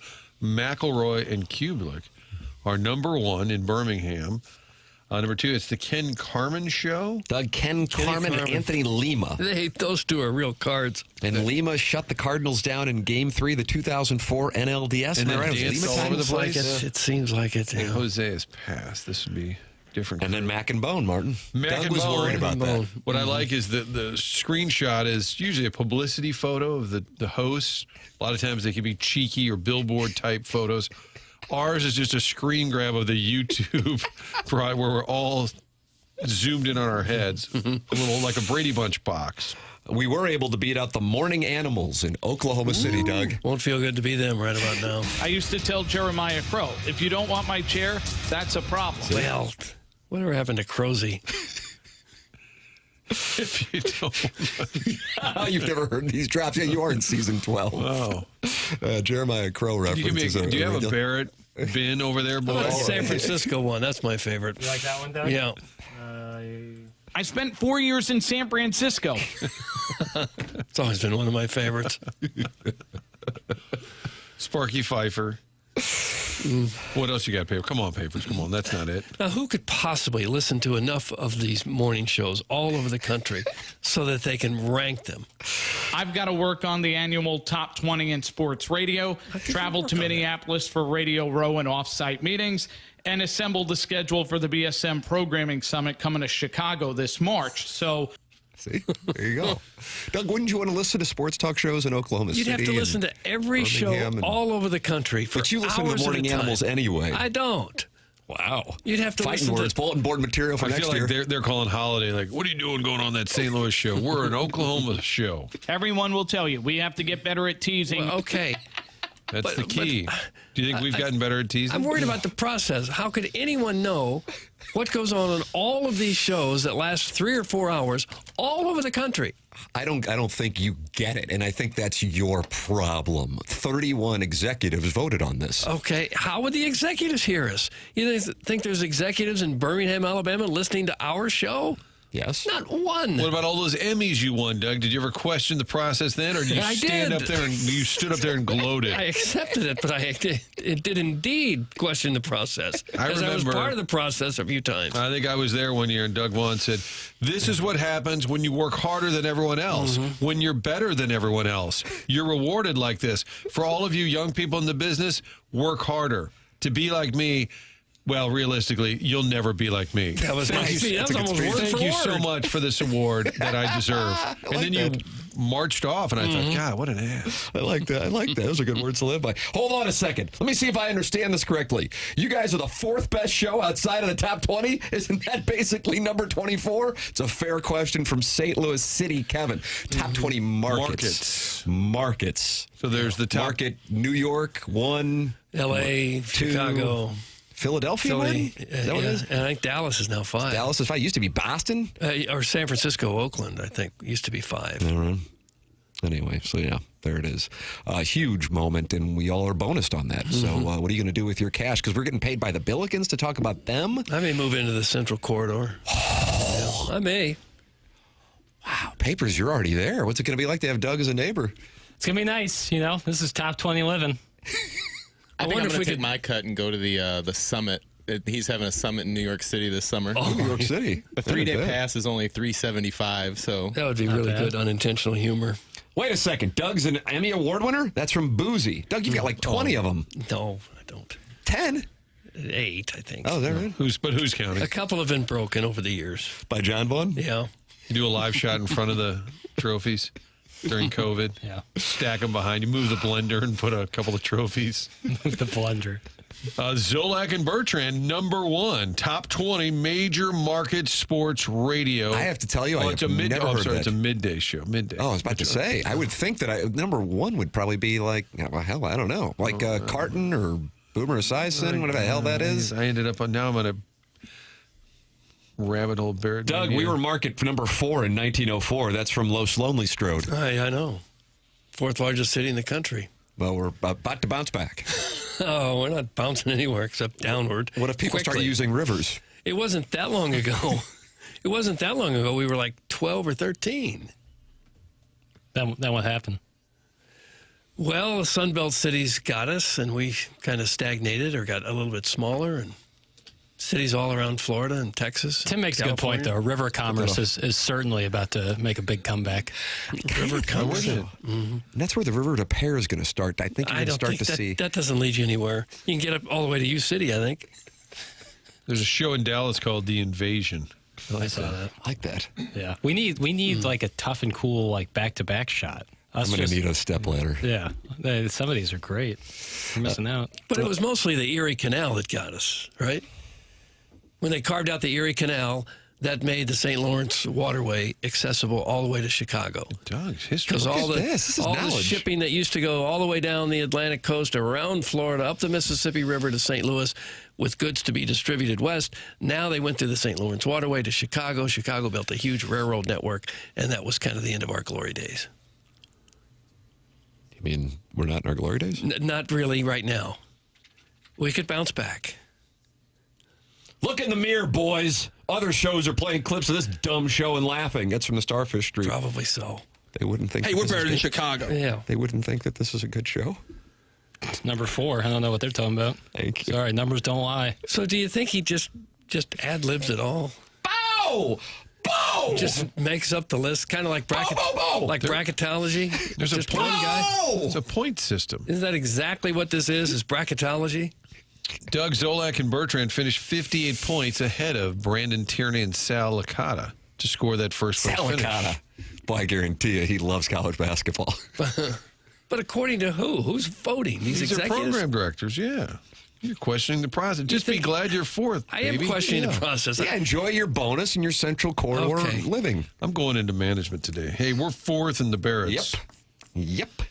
You think our program director listens to all these other shows in all these other towns so he can vote on? It would take up. Jackson's got his head in his hands. I also hope not, because then they would say, God, did you hear the way they do it? Actually sounds pretty good. You better hope they're not I love listening. the idea of disregarding all the things you need to do that day so you can listen to 30 different radio shows. Just so you can vote on somebody else's poll. This is nonsense. Can I hear San Francisco again? Are you going to return your bonus? I think I am. And continue to live outside of Jackson's central corridor. I might be able to get to Warson Woods. Oh, speculating that at some point you just turned on the Warson Woods wacko. You don't want that smoke. I'm just speculating that someday it is going to become Lake Ladue, and I could have waterfront living. Our region is struggling. The fastest growing area is Cottleville, where apparently they pass around an old East Bay catalog as a baby name book. Remington, Easton, Rawlings, perfect for Micah people in the granite world. Doug, that's from Arbor Day, who's a three-time Texter of the Year. I gave him the 3rd one for last Do you guys live around Formica people? No, but I used to love that East Bay catalog. That was some good reading. Geez, at the very least, you have to have silestone. Come on already. This is nonsense. Your list is nonsense. Oh, God. How about that? Nice job, fellas. Time for an Eli Drinkwitz-like extension. Since you guys are 4th, that's from Iggy's great brother. So it's the equivalent of going 8-4, I think is what they're saying. That 8-4 extension clause, I don't think that gets enough attention. I really don't. That's a burr in my saddle. As a Missouri fan, that's a burr in my saddle. You got to agree with me on to that. To recap, the Drinkwitz new contract, it was reported, gets extended every time he goes 8-4. That's correct. Which we would say you want the bar a little higher. God almighty. We're going to be seeing a lot of Central Arkansas in the future, I think. I mean, tip of the cap to his agent. Yeah, best in the world. I mean, for Absolute real. Best in the world. He is a wizard. You're welcome to get involved and insult us. 314-399-9646. Air Comfort Service text inbox. And you can also talk it over with other TMA listeners. 243 friends have gathered in the YouTube chat. And Doug Walrus King says, I don't see TMA stuff on the Polos Plus website. And then Crystal City Liquor Man says, I guess you got to check the TMA shop. No. I understand it. I'm glad you're interested in getting the stuff. This is what I'm wearing right now. Is another Polos. You got a Polos? No, yours has got your Super Bowl thing on papers. You can, what Polos Plus is, you can upload your company's logo and then have that on the merchandise. But I am working with Andrew Hubbard, who is the buyer for Polos Plus, on creating TMA merch, which we then would put on the TMASTLshop.com, which is where you can get current stuff. But we are working on putting that together with polosplus.com, so that is why you guys don't see it. For those of you who are looking for, Doug, what is considered a sleek hoodie on this tight body, I'm about 6'3". You're not. What do you think? $185, ripped abs, symmetric skull, and a full head of hair. And I'm not 49 with a 4-year-old. I am available, and I am desirable, and I am only one spot behind Mac and Bone. Do you think on a lot of these dating apps, people list the fact that their skull is symmetrical? Is that a big winner for the ladies? It's essentially the equivalent of going 8-4 and getting a contract extension. Okay. We're setting the bar very low. Oh, is skull symmetrical? Yeah, but he works in sports talk radio. That's what they're looking for these days. Round skulls. I think I believe it's 6 feet tall, Martin, and 6 figures. That's the desirable. Chairman Kurt's nodding because he's on these apps. That's the gig. You got to be 6 feet tall and make 6 figures. 6-figure jiggy. That's right. I think at Charlie Marlowe's wedding weekend, I think his wife Jess... We sat next to each other. But there was a speech where maybe it was the sister, but his wife Jess said, I heard you're like the weather guy or something. Like, wasn't all that impressed. She was on a date with Charlie, had no clue what he did, and said, you're like the weatherman or something. What were you saying, Chairman Kurt, about this 6 foot tall, It was just kind of like a knowing nod because I know that I am neither 6 foot or 6 figures, so it just kind of hit a little close to home. But that's kind of the deal right now. Am I correct? Sure. Is like there for the lasses who are in that category of being... Yeah, Short King's got to just go pick up the scraps. That's what the deal is. Is there a website for Formica people? I heard you say that word earlier, and I'll be honest, I didn't know what that meant. Oh, it's like the stuff that's on the cabinets and things, or like people tables. made out of it. Well, it's a. Are you saying, Doug, that's their social status? Yeah, it's what they you don't put have on the marble kitchen or island, granite. on the kitchen counter. What We're you just really not want is you we're want not marble connecting on this right now. Or what?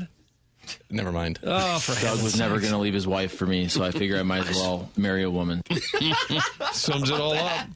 What year was that, Papers? The year got married. Season 16. It was at 2017, Chuck got 16. married in 2017. What year did Charlie Marlowe? 2017? Because it was during the Nashville Blues playoff series. Wow. Don't ask me why. Look at that. That's kind of crazy memory moment. I know that's I don't have it with the numbers and years that Tim does, but random moments. And I remember because Zach Choate, Fox 2 sports reporter, was going to Nashville, but he was going to drive there, and he said, I'll stop off. And it was pouring, for whatever reason, it was pouring down rain that night. He came into the reception, and he was soaking wet. But he was on his way, I believe. Oh, yeah, that's where I met him. I believe he was on his way to Nashville.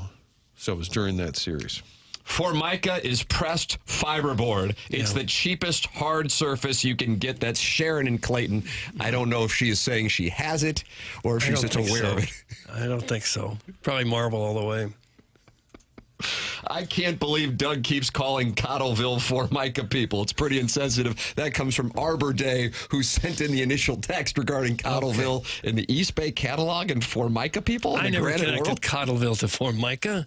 No, I love Cottleville. Great little that strip of downtown there. What's that little market? Menino's Market. Yeah. You got all the cool Freddie Martin's.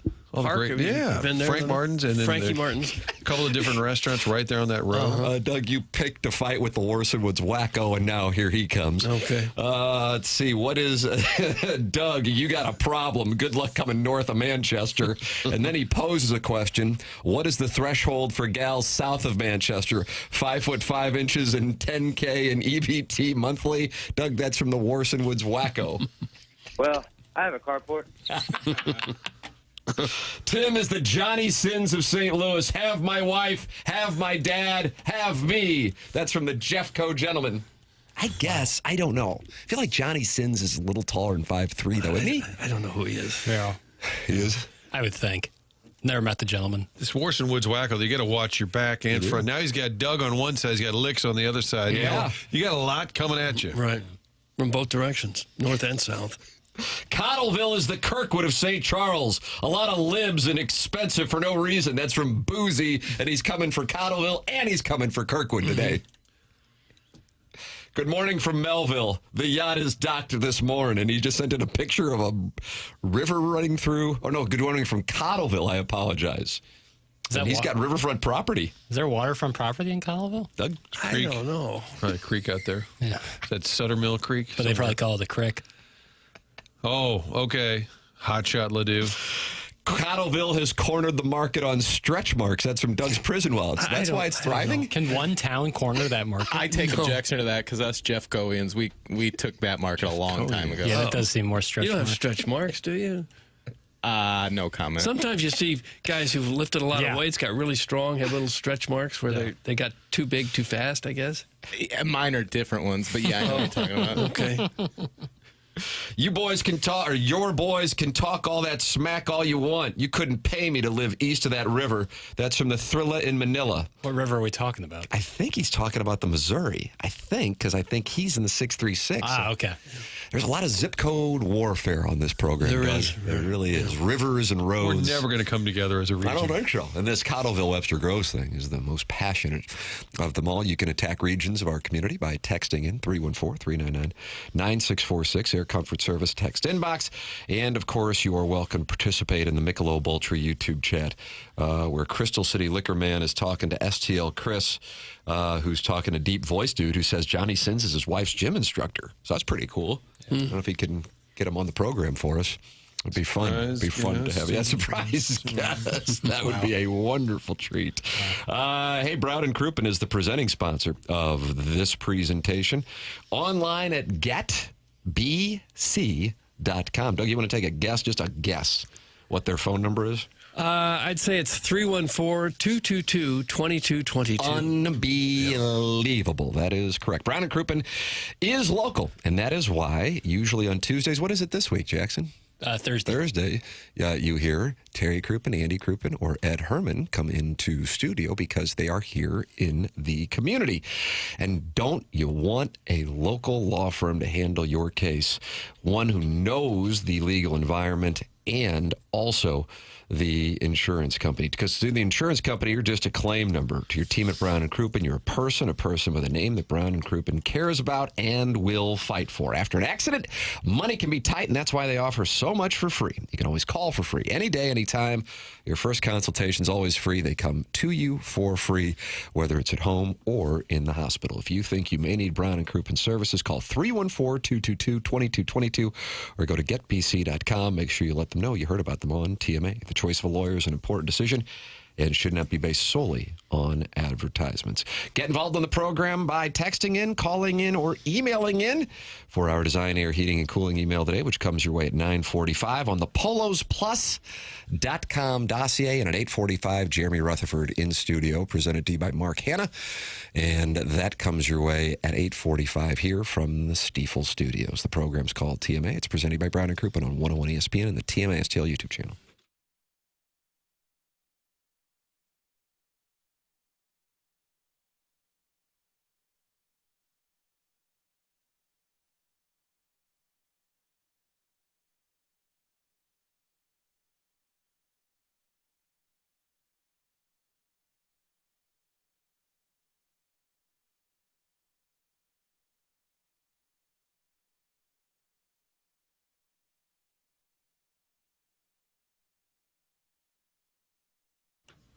Great event coming up this weekend is, of course, at Union Station, downtown St. Louis. Union Station is the place to be for St. Louis food and wine. This has been going on for years. It's such a great event. Breaking up the monotony of the winter, a chance to sample some great wine, and while you're there, you can purchase it as well. It's presented by Schnucks, back this February 6th and 7th at Union Station, featuring hundreds of wines, a selection of craft beers, culinary delights around every corner. You can purchase that wine with online ordering on site. You get exclusive event-only discounted prices even lower than our Schnucks Wine Club offers. Plus, the event benefits the Rep of St. Louis Repertory Theater, as well as Operation Food Search. So you're raising money, great causes. For more information, go to schnucks.com/STL-food-wine this weekend at Union Station. And to save money on that purchase, use this promo code 101FW10. 101FW10 for St. Louis Food and Wine this weekend at Union Station, presented by Schnucks.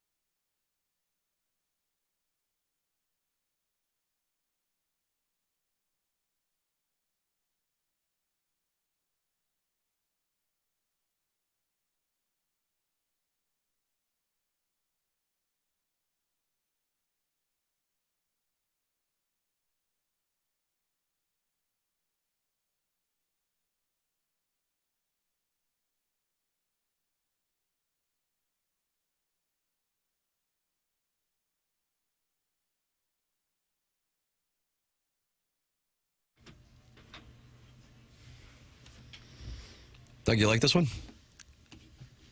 Is this another AI song about the Cardinals? Oh, my God. It's the great Alice Cooper. I just want to hear Cardinals You're songs. a 70s guy. Come on. I didn't listen Hubbard to Marty Alice got to Cooper. play golf with him last year. Oh, yeah, he sure did. With Alice Cooper? Yeah. He's got a nightly show or something, doesn't he? Is that right? He has a regular radio show. A big sports guy. Are you sure not thinking of Jack White? No, I'm Alice Well, Cooper. Fred Couples. I think, honestly, He does do a sports talk show. Casey might carry the show, to be honest with you. Way to know your teammates, Jackson. Jerk. Got to do more show prep, man. Yeah, Martin seems like he's real confident in this one. As I'm scrambling to Google. The program's called Teammates, presented to you by Brown and Crouppen on 101 ESPN. We're in the Fisher Window and Door store. 8 o'clock hour is we. Tim, it's a 5-hour. Gosh. Alice, He does a 5-hour show every day? Alice's Attic with Alice Cooper is a 5-hour 6-night-a-week syndicated classic rock radio show. 30 hours a week he's on the radio. He's working more than anybody. It airs Sunday through Friday, hosted by the rock icon, Alice's Attic. It's got to be voice track season. Well, I know. Guy lives on the golf course. He travels around by bus and just plays whatever golf courses he can find. That's what he does. My buddy's played with him the last couple of years. And then, like I said, Hubbard Marty got to play with him. Even QFTA is like, that's a lot. Yeah, that's 5 hours. We draw the line. Well, at least that's once a week where poor Jackson has to put up with it. Right. That's a different ball. And I'm not 78 like Alice Cooper. 27 and strapping, right? Yeah, very strapping. Jackson's got a birthday coming up here, right? Yeah, a little more than a March-ish. month. March 13th, turned 28. And when's your birthday? The 17th, Martin? March 17th. Just fitting as all get out. I know. I almost didn't want to say, is your birthday March 17th? Yeah, because you already got the Irish Catholic community pissed at you. I know. And the last thing I want is to be in their crosshairs. Now, what does that mean? Was that a reference to car bombings? No. So that's how I took it. I did just watch You Miller. hate Sinn Féin? I did just watch Miller's Crossing the other day, though. What was wrong with it? Fantastic film. Watch that one I just told you the other day about that one with Cillian Dustin Murphy. Hoffman? No, that. The Irish movie with Cillian Murphy. Yeah, it's a very quiet film. I like Irish films. It's really good. Tim, backtracking going on. No, I did. Banshees of Inisherin. What a picture. Tim Mailman Ken says Alice Cooper's on KSHE every night. Nice show prep. Yeah, see, Doug, you got to do show Here prep. they come. Okay. No more Mr. Nice Guy. Remember, school's out for summer, Doug? You remember that? Yeah. Okay. Now you're getting there. Dazed and confused. It's TMA 101 ESPN. We're in the Stiefel studios. Jeremy Rutherford's going to be joining us in said studios coming up in the next segment. A lot of Billikens and Cardinal conversation so far this morning. I have not seen updated NCAA net rankings from last night's game. Billikens were 16. Oh, now it is just like that. Just hit refresh and magic. They remain 16 in the NCAA net rankings. ILL, who is taking on Northwestern tonight. That's in Champaign. Jackson, what do you think on a spread? I'm going to go 14.5. Illinois at home against Northwestern. Yeah, I'd say 12.5 probably. Doug, what do you think it's going to be? Oh, I'll say 11.5. Okay, Oh, wow. 13.5. Okay. You're all right. Give him a stroke. Okay. All right. All right, talk so to me. many That was college Larry basketball Blow. guys. Like John Rothstein isn't lying when he says he needs to spread this out. 15 in the hay. Wow. So I think I win. Yeah. 15.5. Total is 150. I think they'll cover. I mean, they are. Doug, are they a wagon or are they a bucket? I don't know. They're Wagler's wagon. a bucket. Wagler's a bucket. Ironically, Stojakovic Wagler's is a not the bucket. wagon. He's the bucket. Yeah, the team itself is a wagon. ILL is 6 in the net rankings. Billikens with the win last night, 16, but that's where they were before the game. And I'm scrolling to get to the Fighting Tigers, who are at 70. But I saw throughout the night watching on CBS and during the Billiken game that they kept saying last 4 in, and Missouri's last 4 in that NCAA tournament bracket that they have on CBS papers. Okay. You get hot and have a little run here win in this, baby. February. Nice. Yeah, you're very. I mean, you got 3 quad 1 wins. You've beat some of the best teams in the SEC. They certainly are capable of making a little bit of run, but Can't lose at South Carolina, right? no. The days of no more losing to South Carolinas and the LSUs of the world. That's behind us. Got to go get these. They don't play it till Saturday. ILL playing tonight. Billikens playing on Saturday at 2 p.m. in a game that could very well be, and I think Martin is expected to be a sellout at Shea Fitz Arena. Chris May, the athletic director, is going to be in studio with us tomorrow. Hold us accountable. Yeah, and he's going to hold us accountable.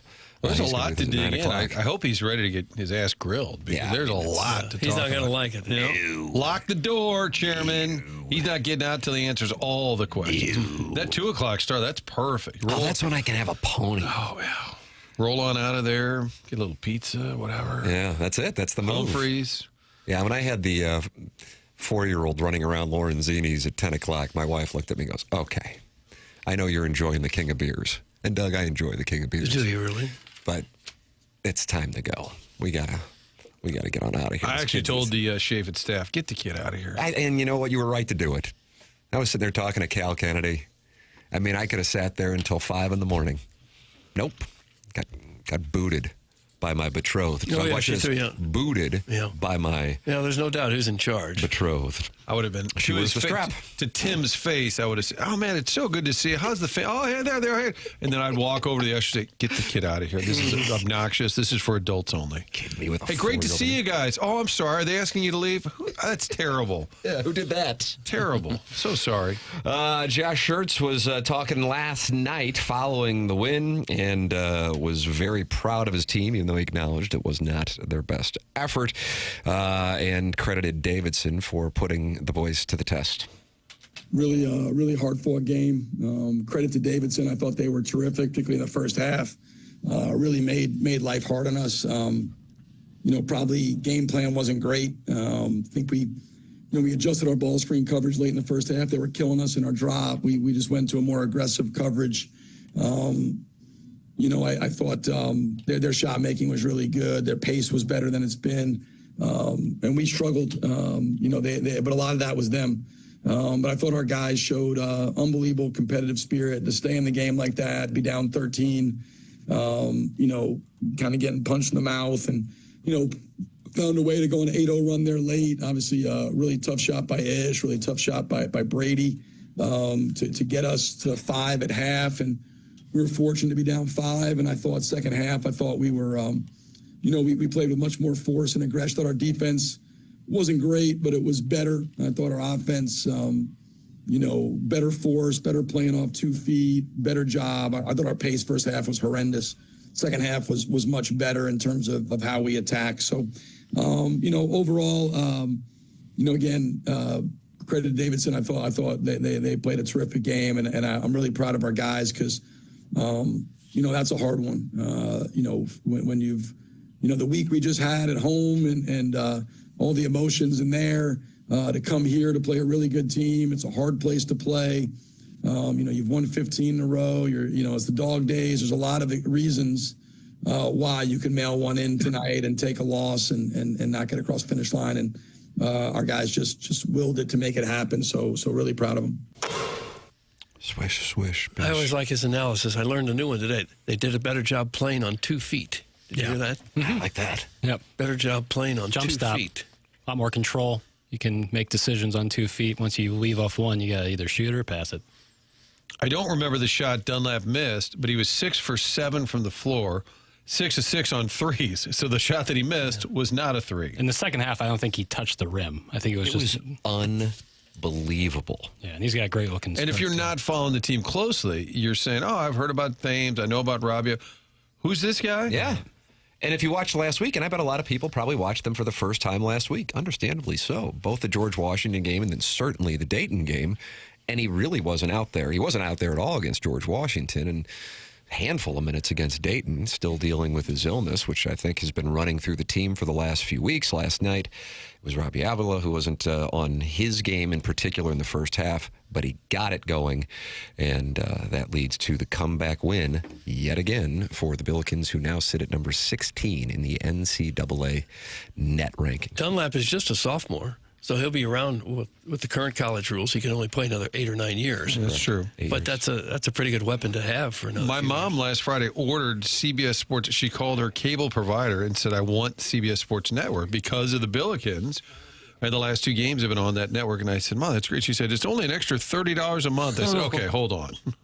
Okay, I think I'm going to have to make some calls here. We don't add one channel for but that's what it was, really? That's what she was charged. So we're going to have to do a little vetting on that. But the point is, she was so excited to watch them that she said, "I'm purchasing that channel." Long-time listener, first-time texting. You guys don't talk about sports all the time. I like that. May don't. I kind of like that. Yeah. You guys don't talk about sports all the time, but you are definitely on my top 20 list, exclamation point, exclamation point. That's from Ivo, and she's a soccer fan. She's not. P.S. I don't like zip code wars. Ivo. Where do you think she lives? It's a he. Come on. It's a he. What's that street over there, Tim? Ivanhoe? And there's It's where Mom's Deli used to be. Now Mom's Deli's closer to DB Proud, Doug, down Hampton Way by one of Tom Schmidt's Salt and Smokes. Okay. It's parallel to Jameson, right there off 44, but it's kind of almost like a little mini business district there. I think there's like a breakfast joint. Isn't that where Pizza Go-Go's on, Ivanhoe? Sounds I think you're right on that, Papers. Now that I think about it, I just do it by knowing I'm going to Epiphany Bowling Lanes. That's my hangout. Do you guys wish you went to a grade school that had bowling lanes? Yes. Yeah. Would have been a little distracting. So Makalata has them. Our Lady Pillar has them. Beats me. We were much more hard scrabble. I think Pillar had squash in the basement. We were completely into our studies when I was in second and third grade. There was no St. Kitty's have them? fooling around. No, Crestwood Elementary is where I went. Yeah, but you coached and your jersey's retired at St. Kitty's after leading St. Kitty's to. It should be. Oh, wow. They don't have the banner up? Not yet, unless someone stole it. Ooh, maybe in honor of the BSM Top 20, we should do a Top 20 grade school gymnasiums. Boy, Doug, wouldn't that be great? How many people would get arrested? Why are you hanging around in grade school? But Let's go. If you Get tell out them of here. that we're ranking them, they'll waive the charges. Stop talking about SLU. They play the worst schedule in the country. The only one who cares about them is Martin, and his vote doesn't count. Maybe Frank. It's from Harrison's brother Master, and he has had enough of the St. Louis University conversation. He's close. Wow. One more infraction, he's going to get it. You want me to block him? No, I wanted him to get whacked by Leota. Yeah, one more. He's and got paper one. says it's too early. He'll be back. Yeah. Oh, he he'll be can't back. help himself. Yeah. Well, JR's coming in, so you know he's going to be back. Yeah, Jeremy Rutherford is coming in studio here. Your two-part questions are welcome. As Doug, now people are sending in the best grade school gymnasiums in the area. You knew that was going to happen. Yeah. This guy says SMMA in South County. I can attest to that. That might be the best grade school gym I've ever seen. They got a big track around the top. Yeah. Big running track. That's where Private says and Pete went, and that's what he says too. Yeah. So it's the best. It's the best I've seen. I mean, it might not be the most illustrious, All not right. the Okay, most I can accept history. that. You know, Wrigley Field isn't the nicest facility. It's certainly one of the best ballparks in All baseball. right, I see what you're doing. Okay. So I have the Wrigley Field of gymnasiums at St. Gabriel. Well, wait till you see SMMA. What does St. that Mary stand for? Mother Alico. Alico, Yeah. something like that. There's one in Florissant, Catholic grade school, but it's like a field house. We played up there last. I can't remember the name of it. There's another on the Mount Rushmore. Brewer Florissant Fieldhouse. Brewer Fieldhouse. Is it? No, that's in Columbia. Oh, great. Thanks. Doug, here's a sleeper grade school basketball gym for you. Okay. St. Anthony of Padua. Shout out to Timberfake. That's from the Tube Sock. Oh, really? Is that where Timberfake went? I don't know. Doug, Barmayo and St. Charles used to serve beer at their gym. That's from Mungo. That's bad. That's a bad. Well, they really? I thought they all did. They serve beer? Yeah. They serve it at a lot of like soccer games, baseball games. When they're outdoor, they have a concession stand that serves beer. I had Big moneymaker. I had a news director from Texas. He moved here, and he was from Dallas. And I said, "What do you think?" He goes, "Man, I love it here." I said, "Really? Well, he's from Dallas?" And he said, "They sell beer at my kids' grade school baseball games." So we got that going for us. I am begging Harrison's brother Master to lay down in traffic and do us all a favor. That's from Kwame Voyukas IV. Okay. Doug, you picked a fight with the Warson Woods Wacko, and now Kwame Voyukas IV is picking a fight with Harrison's brother Master. Okay, a lot of bitterness out there. Man. Let's see if Jeremy Rutherford can bring us all together. He is going to be in studio, brought to you by Mark Hanna of Evergreen Wealth Strategies, coming up here in the Fisher Window and Door Store 8 o'clock hour. Healthcare Evolution is the sponsor of our 7 o'clock hour and also one of the sponsors on our spring training broadcast, which will be coming your way live from Jupiter, Florida, the 16th through the 20th. Martin and I are going to get out a little early, Jackson, if that's all right, and we're just going to do some show prep down there. Sure. If that's fine. Whatever you got to do. Who's coming in on the day that Martin and I are out? Is somebody coming in? I don't know on that. The tell right there, Doug, is Jackson grabbed his. What day is that again? Bear scalp. The 13th. It's a wide delta. You know what it's starting to smell like? It's starting to smell like a best stuff. Oh, yeah. Oh, no. I'm getting the whiffs. It's like a pie cooling on the windowsill. Starting to smell a freshly really baked best visual. of. Who puts a pie on a windowsill? It's super folksy. Cartoon, It's so folksy, yeah. So I can get bugs and stuff on my baked pastries. It just has to, because Dad's such a fat ass. You have to cool it immediately. You couldn't possibly couldn't sit and wait an extra minute. Had to cool it immediately. If you have pain, the traditional healthcare system puts you in a waiting game. Weeks for primary care, weeks for specialists, physical therapy, MRIs, likely 2 to 3 3 months just to get answers. Or you can go to Healthcare Evolution. That's what me and Doug and Jackson have done, all for different reasons. And you can check them out at healthcare-evolution.com. That's healthcare-evolution.com. And they can look at your pain literally the same day and offer real treatment options right away, such as regenerative injections for pain relief and healing. Discover how Healthcare Evolution can help you get back to living life and going back to the activities you love doing. Schedule your free consultation today with Healthcare Evolution. Why wait months to feel better? Check out healthcare-evolution.com, sponsor of our 7 o'clock hour. Jeremy Rutherford in studio taking your two-part questions next. 314-9646 is how you can send them in, or you can post them in the Michelob Ultra YouTube chat. Air Comfort Service, text inbox, Michelob Ultra YouTube chat. Send your questions in for JR next here on TMA 101 ESPN.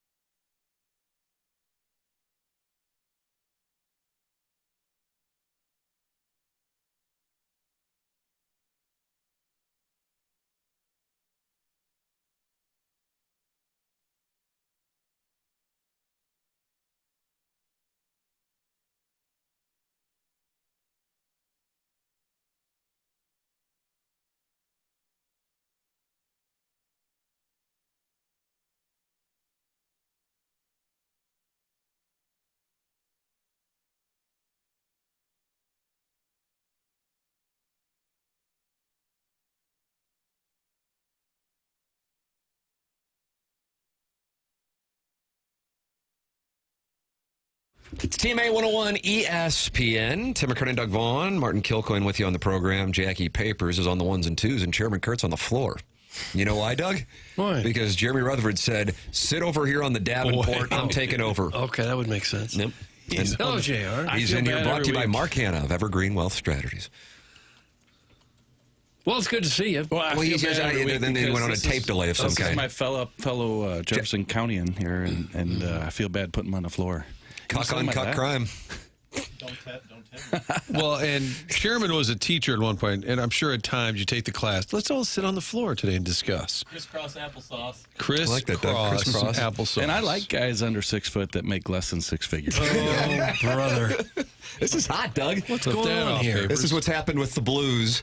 The beat writer comes in and he starts flirting with the gentleman who filters our calls and emails. That's right. The state of the franchise. Uncomfortable. Well, I think it's hot. I don't know. Hey, you know what I learned on the way here, on my drive here? Yeah, you always tell us what you learned on this program on your drive here. Well, I don't have 3 things this week, but I did learn something. I learned that the age discrepancy of the cast members of this show, one of them, their dad drives them to work, and the other one vets his mom's cable subscription. That's so true. Check out the age discrepancy there. That's a wide delta. I also predicted for the Olympic break that you would be at the QT in Herculaneum. Tim said St. Bart's. I said Herculaneum QT. I thought Well, you were if I going go to get St. an oil Bart's. change at St. Paul, I'll be down there at the Oh, that'd be nice. What are you going to do during the Olympic break? A whole bunch of nothing. Yeah, catch Good up for on you. some stuff. Yeah. Yep. Son playing, right? Yeah. We're heading up to Chicago this weekend for hockey playoffs, so be busy with that. Oh, be darned. I hear tell he's a player. JR doesn't talk about it. I respect that, but I hear tell. I hear tell he's a player. Tim's good at the tells. You're welcome to text in. JR taking 2-part questions here, 314-399-96. Yeah, a lot of 2-parters are coming in. You won't believe this, but Harrison's brother Master was ready to go. He is not happy, by the way, that we talk about St. Louis University. He wants to talk SLU. He wants to talk that big win over Davidson last night. No. He says they beat Fontbonne. He says, greetings, JR. Why have the Blues had a scout, sometimes 2, at every Canadiens game over the last couple of months? Who are they looking at? Also, someone gets injured every night. Why aren't we doing the asset protection thing? Thanks. That's Harrison's brother Master. Well, first of all, Harrison's brother Master situation. I heard him a couple days ago. Was it yesterday? He sent in a text to this show or a different show where he said, "Hey, let's get Drager and Friedman on, right? Yep. Papers." Yeah, he did say that. He requested it. Request denied. Those are 2 of the absolute best in the business. These guys are great. They talk to a ton of other teams. But if you watch the Insiders yesterday, you heard Drager say, listen, the Blues asking prices are too high. Did they say, hey, Falk's going to Detroit, Kyrie's going to Washington? No, you can't get that type of information leading into the Olympic freeze. Like, we're still several weeks away from this. And so, the best you're going to get is, hey, the Blues are asking for a lot for their players, which, Doug, am I right? Is that what they've been saying for, 40, 50 years leading into the trade deadline? Yeah. Asking too much? Well, you should ask a lot for your players. Right. Why wouldn't you? And so that's the situation with these guys. So, the Blues have been scouting Montreal for a long time. I mean, that goes back to even before the Bolduc trade. And do they have something? Is there a fit there? There could be. Like, Thomas has been linked to Montreal. Kyrie's been linked to Montreal. So, you can go to Enterprise Center every home game and look up on the digital board and see which scouts are there. And, making a connection between a lot of teams and the St. Louis Blues. But right now, as Drager said yesterday on the Insiders, the asking prices are high. You think when they shop players around, they're looking for offensive talent?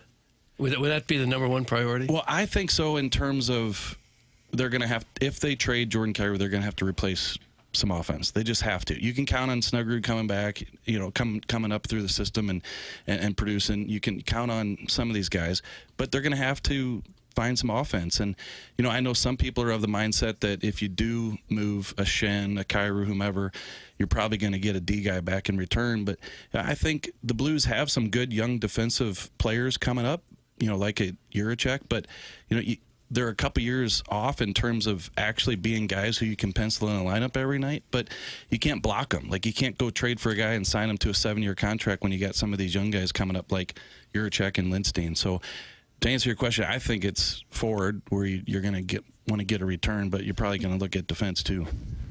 How would you rate that trade they made with Montreal earlier? Bolduc for Mayu. Well, I think, and people want to judge it, but I think it's a situation where Bolduc started off hot and then fell off, right? And so that's what you're going to expect with young players. And then on the Blues end of it, Mayu, I think that you haven't heard his name lately, and that's probably a good thing. You don't notice him as much, but we're still, I think, 2 years off from knowing what you get out of that trade. Morning question for JR. Is it possible, and would it be a good idea to bring in Artemi Panarin? He's still top-line scorer-ish, and he could help develop people like Snuggerud and Carbonneau and into hopeful top-line scorers. That's from Two Beer Timmy from OLS. Doug, does that stand for Our Lady of Sorrows? Yeah, probably. That was our big rival. Can I answer this for JR? No. How's their gym? Boy, it's fine, but it's so tough because it's kind of like the Blue Jays when you're in with the cathedrals of St. Gabriel's and Epiphany to compare it. You know what I mean, Doug? And then St. Mary Magdalene down on Kings Highway had that two-level gymnasium. So it was always tough for Our Lady of Sorrows. Great question. Great question. Not that great. Yeah, I was always 10th down the end of the bench, so I never made it in there. Yeah, never. Didn't need high tops because I didn't get into the game. But really, you wore low tops. Did you wear Crocs as a kid? I had some Pro Wings. Anybody have the Pro Wings? Humble brag. I don't believe I did. Jackson doesn't even know what that means. Heard of them. I've never owned a pair. Yeah, I think they were plastic. I don't even think they were soles. They were plastic. God, yeah. But Panarin, I don't think so. But you could look at this two different ways. One is you have Robert Thomas, and assuming he's going to be on this roster, you have to find some wingers who can play with him, and the Blues don't have that right now. So, could you use a Panarin? For sure you could, but he's 34 years old. He's going to be looking for, a 6-year deal, and he's going to be looking for $11, $12, $13 million. So I don't see how he makes sense for the Blues, like Marty said. When they start trading, you don't see this as like a Cardinal thing where they're just going to trade all the veterans and go completely young again? I don't think so. I think it's going to be kind of what they've been doing, somewhere in the middle, where it's not a complete teardown and you're coming back with just the youngsters. But I think at the same time, you're probably not going all in and making significant additions, like a Panarin. So, I think they're going to continue to try to retool this thing, knowing that they're bringing up a lot of these good young players that they've drafted the past couple of years, and they're going to have to accent it with some NHL players if they want to be competitive. JR, two-parter since the Blues lost on the dad's trip and I lost my kids' tuition for 2026. Any chance to get healthy on the Billet Moms trip? And who was the hottest dad on this year's trip? Doug, that's from Dave with the cauliflower questions ear. are those, Dave? Come on, Dave. Did you guys see a lot of the dads? Like, they are spitting images. Was right? it Sonny's dad? That was his brother. Brother. Okay, I would say one of them looked just like that would explain it. Yeah. So, and I think there were a couple others. Parayko's dad, Tucker's dad. I'm getting a face view of you guys that tells me you didn't watch the games. Well, I watched a bit of the game. I didn't see the tight shot of the dad's faces. Well, the Blues are good at this because when the team's not good, you distract, Doug, and then sometimes you get a puppy one year and then the dad's trip, but we would talk about that instead. But I did see some of the shots. I would glance up and I thought it was Sundqvist's dad. I was like, holy smokes, looks just like him. Makes more sense that it would be his brother. Yeah, and I did not know there was a Billet Mom trip, so if I could get the dates of that so we could it's going to be a nice little feature. Go on that road trip. Athletic Insider. Billet Moms. Let's have a balloon party. In all seriousness, does JR ever have beers with the guys? And what's said is off the record. Also, who's his all-time favorite NHL player? I would imagine those days are probably over on question number one. Yeah, for sure. And you have to keep that line in the sand. You have to be critical of a player, and you had beers with them last night. I realize the old days. What is it? The old Babe Ruth story, right? Where they're in the train, the two sports writers are sitting at the bar, and Babe goes running through the train naked, and he goes, "Did you see that?" And he goes, "Nope." So they'd say, "How about a quote, Slugger?"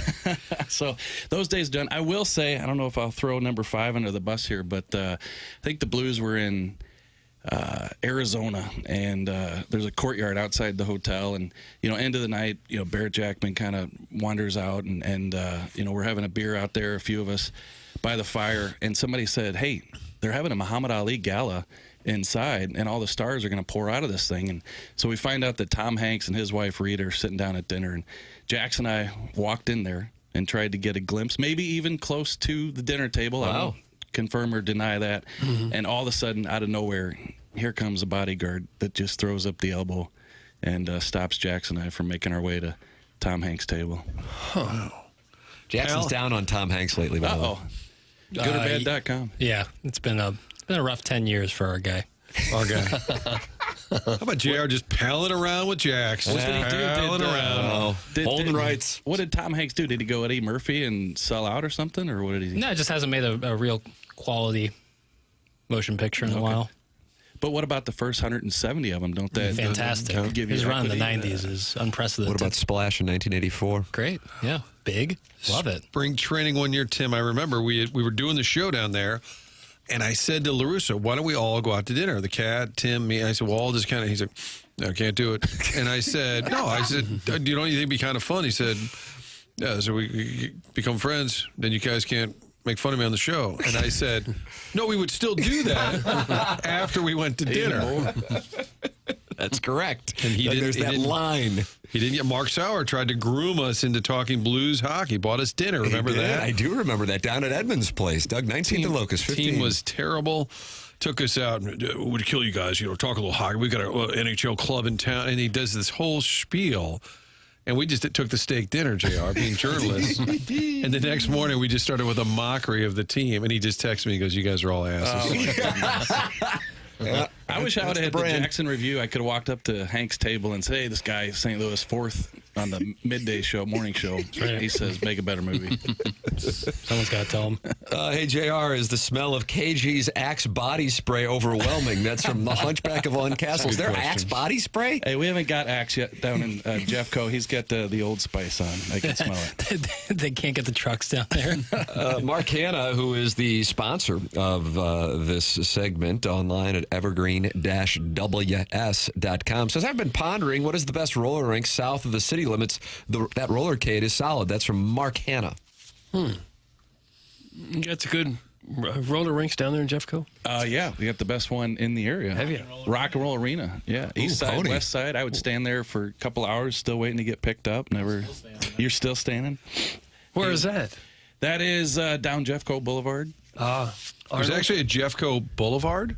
Oh, yeah. You got it's the number 2 rated street in the U.S. You got Sunset Strip and then Jeffco. It's the heart of Arnold, isn't it? Yeah, it goes right down.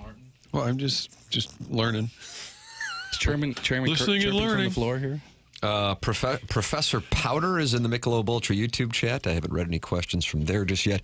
Would Mayu and Tucker be enough to get Calabrini, Doug? I would imagine that's probably not. But I'll let you answer, JR. And then also, does JR think Hofer has the most beautiful eyes on the team? That's from Professor Powder. Christmas. I actually do. I was going to bring that up if he didn't ask that question before I left. That Hofer's got some eyes on him. And no, you could go Mayu, Tucker, Juracek, Snuggerud, and Dvorsky, and I still don't think you're getting. Did he call him Calabrini? Yeah. Okay. Well, that's what you got going on, or I did. You can text in your questions. JR, if you were GM of the Blues, who's the first big-name player out, and who or what are you bringing in? Also, I'm making a device for men when they pee and their hands are cold so they don't have to touch. Any name ideas? Doug, that's from Tim's Toothless Bottom Boy. This is an entrepreneur. I wonder if he's raising capital. I really didn't understand the second question. Doug, you got the second one. I'll take the first one. I don't understand the second one. Or was it a suggestion? No, he's making a device. Wonder where you make that device. So you don't have to touch it? Yeah. Cut that off. When their hands are cold, did he say? Right. Let's go to the first question. Why don't you try that first? Could you just wear rubber gloves, like you get a pair of gloves when you go in the bathroom? Well, are you really that cold? If you're inside, you're not real cold, right? I just appreciate Why are we even talking about this question? Doug always takes us down a dark path. Yeah, stop it. I wanted to talk about our Fenwick rating the other night, puck possession, and here's Doug. I can't even find it, so I don't know what device is going to help, alleviate the cold there. But for heaven's JR, sake. was that the worst loss of the year, or there's just too many? There's just too many. No, there's been too many. Yeah, Nobody even seemed to care. It's like, well, this team's going nowhere. Well, when they won against Florida last week, there were people who were pissed in the text inbox. I mean, I realize that's kind of what's always in the text inbox, but I think people were legitimately like, man, this sucks because it's not going to happen, and that's a game they really could have and should have lost. I mean, it was a really odd mindset. But listen, I have to say, I do understand it. I'm not saying that I think that that's wrong, I do understand it. Yeah, Like, I'm sure a lot of New York Giants fans were pissed that they won their last couple of games and didn't get the number one pick. Yeah, it's gotten to a point where if Hofer makes a great save, Blues fans are saying, let it in. Like, we want the top pick. So that's the stage that we're at. And when you're talking about a team that's had 2 4-goal leads and given them both up, that's just numbing. So, going back to that last question, we got caught up in the invention the guy was trying to come up with. Yeah, I wouldn't let that derail you. I do think they're going to have to move somebody from that group of Buchnevich, Thomas, or Kyrou, because I don't think it's going to be enough to move out a couple of these veterans like the Falks, like the Shens. And when I say Shen, I always throw that disclaimer on there that I don't think he is any piece or part of the problem. It's just, aging veteran that if you're moving forward, you might move him. But, to go back to the question, I think Kyrou, Thomas, Buchnevich, if that's going to be your 3-person core moving forward, I think there's going to continue to be questions. If I were to set the over-under of 1.5 on one of them going. Well, you would have to listen to the Last Minute Blues podcast in a couple hours because we're going to put this is the topic? Well, we're going to put percentages on, percentages. What we think the percentage is for each guy getting moved. But since I give you guys the scoops all the time, yes. We'll go with a percentage here. Ask the question again. So, and I guess maybe if we said deadline, or you probably would say include over the summer. Yeah. 1.5 of those 3 being traded over under. I would say under. I would You say think it'll be one of one? those guys. Yeah. Yep.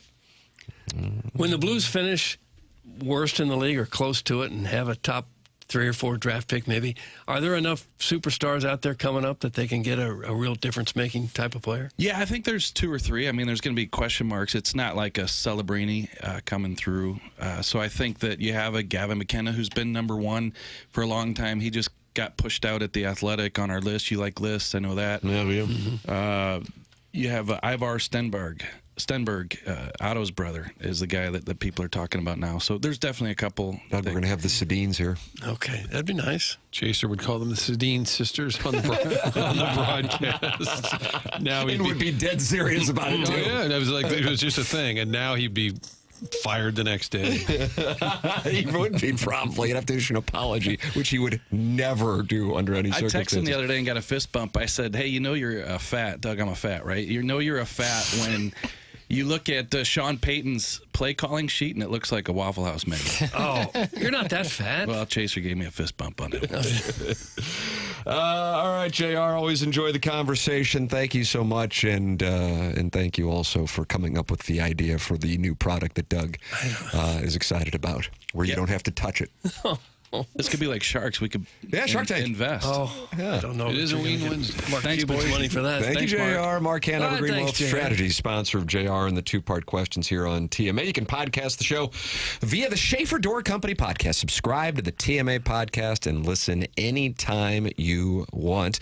It's Schaefer Door, SCHAEFER door.com. Call or text 636-782-3608. It's going to get you the quickest response times. Jason Gassrow and Schaefer Door Company. They service all kinds of garage doors for service and new installs with LiftMaster. LiftMaster is garage door openers, and they are strong, quiet, and versatile. They have Monday morning standby service at Schaefer Door for those doors that break over the weekend. So if it breaks over the weekend, know that they will be out there early in the morning on Monday to take care of it. They service commercial doors as well. Go to schaeferdoor.com or call or text 636-782-3608. Schaefer Door, a LiftMaster partner. Tim McKernan, Doug Vaughn, Martin Kilcoyne with you on the program. It's TMA 101 ESPN and the TMA STL YouTube channel from the Stiefel Studios.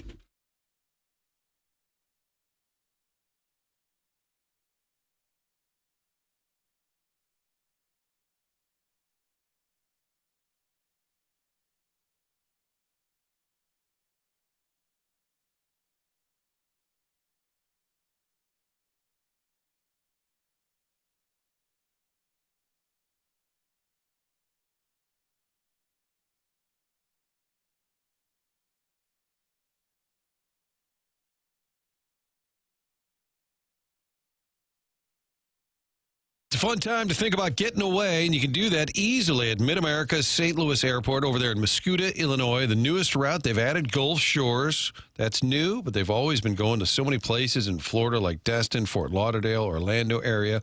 Las Vegas, you want to get out west, you can do all of that at flymidamerica.com. That's where you get the low prices from Allegiant, the convenience that is Mid-America's St. Louis Airport. You park right there in front of the terminal, walk in, get to the gate. I think it's about 15, 20 minutes from car to gate. That's the kind of convenience that's unheard of in 2026. All of these spots, warm weather areas, so think about spring break. It's not too late to book those flights now. It's Mid-America, St. Louis Airport.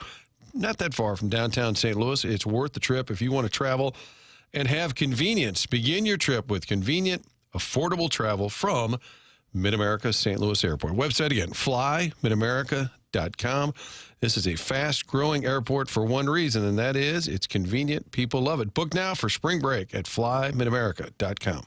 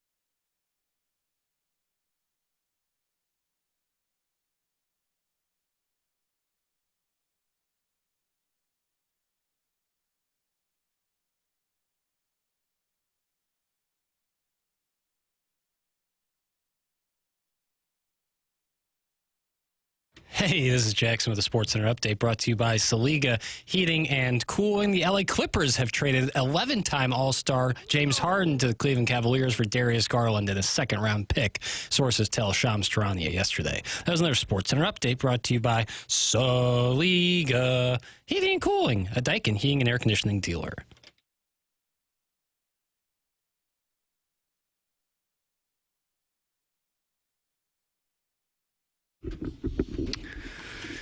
Well, Doug Coolio, Michelle Pfeiffer. And you're going to ask me the years, right? I'm trying to think. I can't, for whatever reason, the name of the, what do you call it, picture escapes me. God. Mid-90s. I can't think. I'm trying to get there. I'm trying to get home right now. I'm trying to, Rush to the Yayo? Rush to the Yayo? Scarface? Papers? It was, its music video is directed by Antoine Fuqua and featured. Who the hell is that? You don't know Antoine Fuqua? No. You ever seen a little movie called Training Day? No. You like to get wet? I didn't know you like to get wet, Jake. What? King Kong. And it featured Michelle Pfeiffer. This song came out August 1st, 1995. Okay. What was the name of the film? Dangerous Minds. You ever see Dangerous Minds? No, I don't believe I did. Was it similar to Stand and Deliver with Edward James Olmos? I didn't see that either. Gotta do show prep. Dangerous Minds was produced by Don Simpson. Why is that important to us? You should read about Don Simpson. It's a fascinating told text. what to do. How about that? Sure. It's an I don't interesting like to be text. told what to read. Interesting text. What did he do? He's a film producer for many, Well, you can't many just years. say, boy, it's an interesting read and not say what's interesting about it. He lived hard. No longer with us. No longer with us. Okay. If Shirt Sleeves, Chris Carrawell is his replacement, I'm way behind on my listings for today, so I have no clue what you guys are talking about. Good news, neither do we. That's from Adonis Jordan, who played, of course, at Kansas and loves this show. You think? Chris Carrawell. Yeah. Duke. Ritter, Duke. Marquette assistant. When Wojo was there, I think he went back to Duke. But I don't think... Did he get some NBA time? I think he played some pro ball, maybe not NBA. Maybe be a good surprise guess. Yeah. I am so sick and tired of Libby Jack's condescending movie elitism. That's from Eric in the Central West End. Okay. How'd that feel? To have that delivered to your doorstep? Yeah, I understand. Sometimes when I talk, I sound pretentious. That's just part of the business here. Harrison's brother Master asked JR, we didn't have time for it. No. How's Jackson's hair looking today? Is it good or bad? That's from your buddy Harrison. What do you want, Flacco? You want something? Oh, here we go. Here it is. Thank you. I feel better now.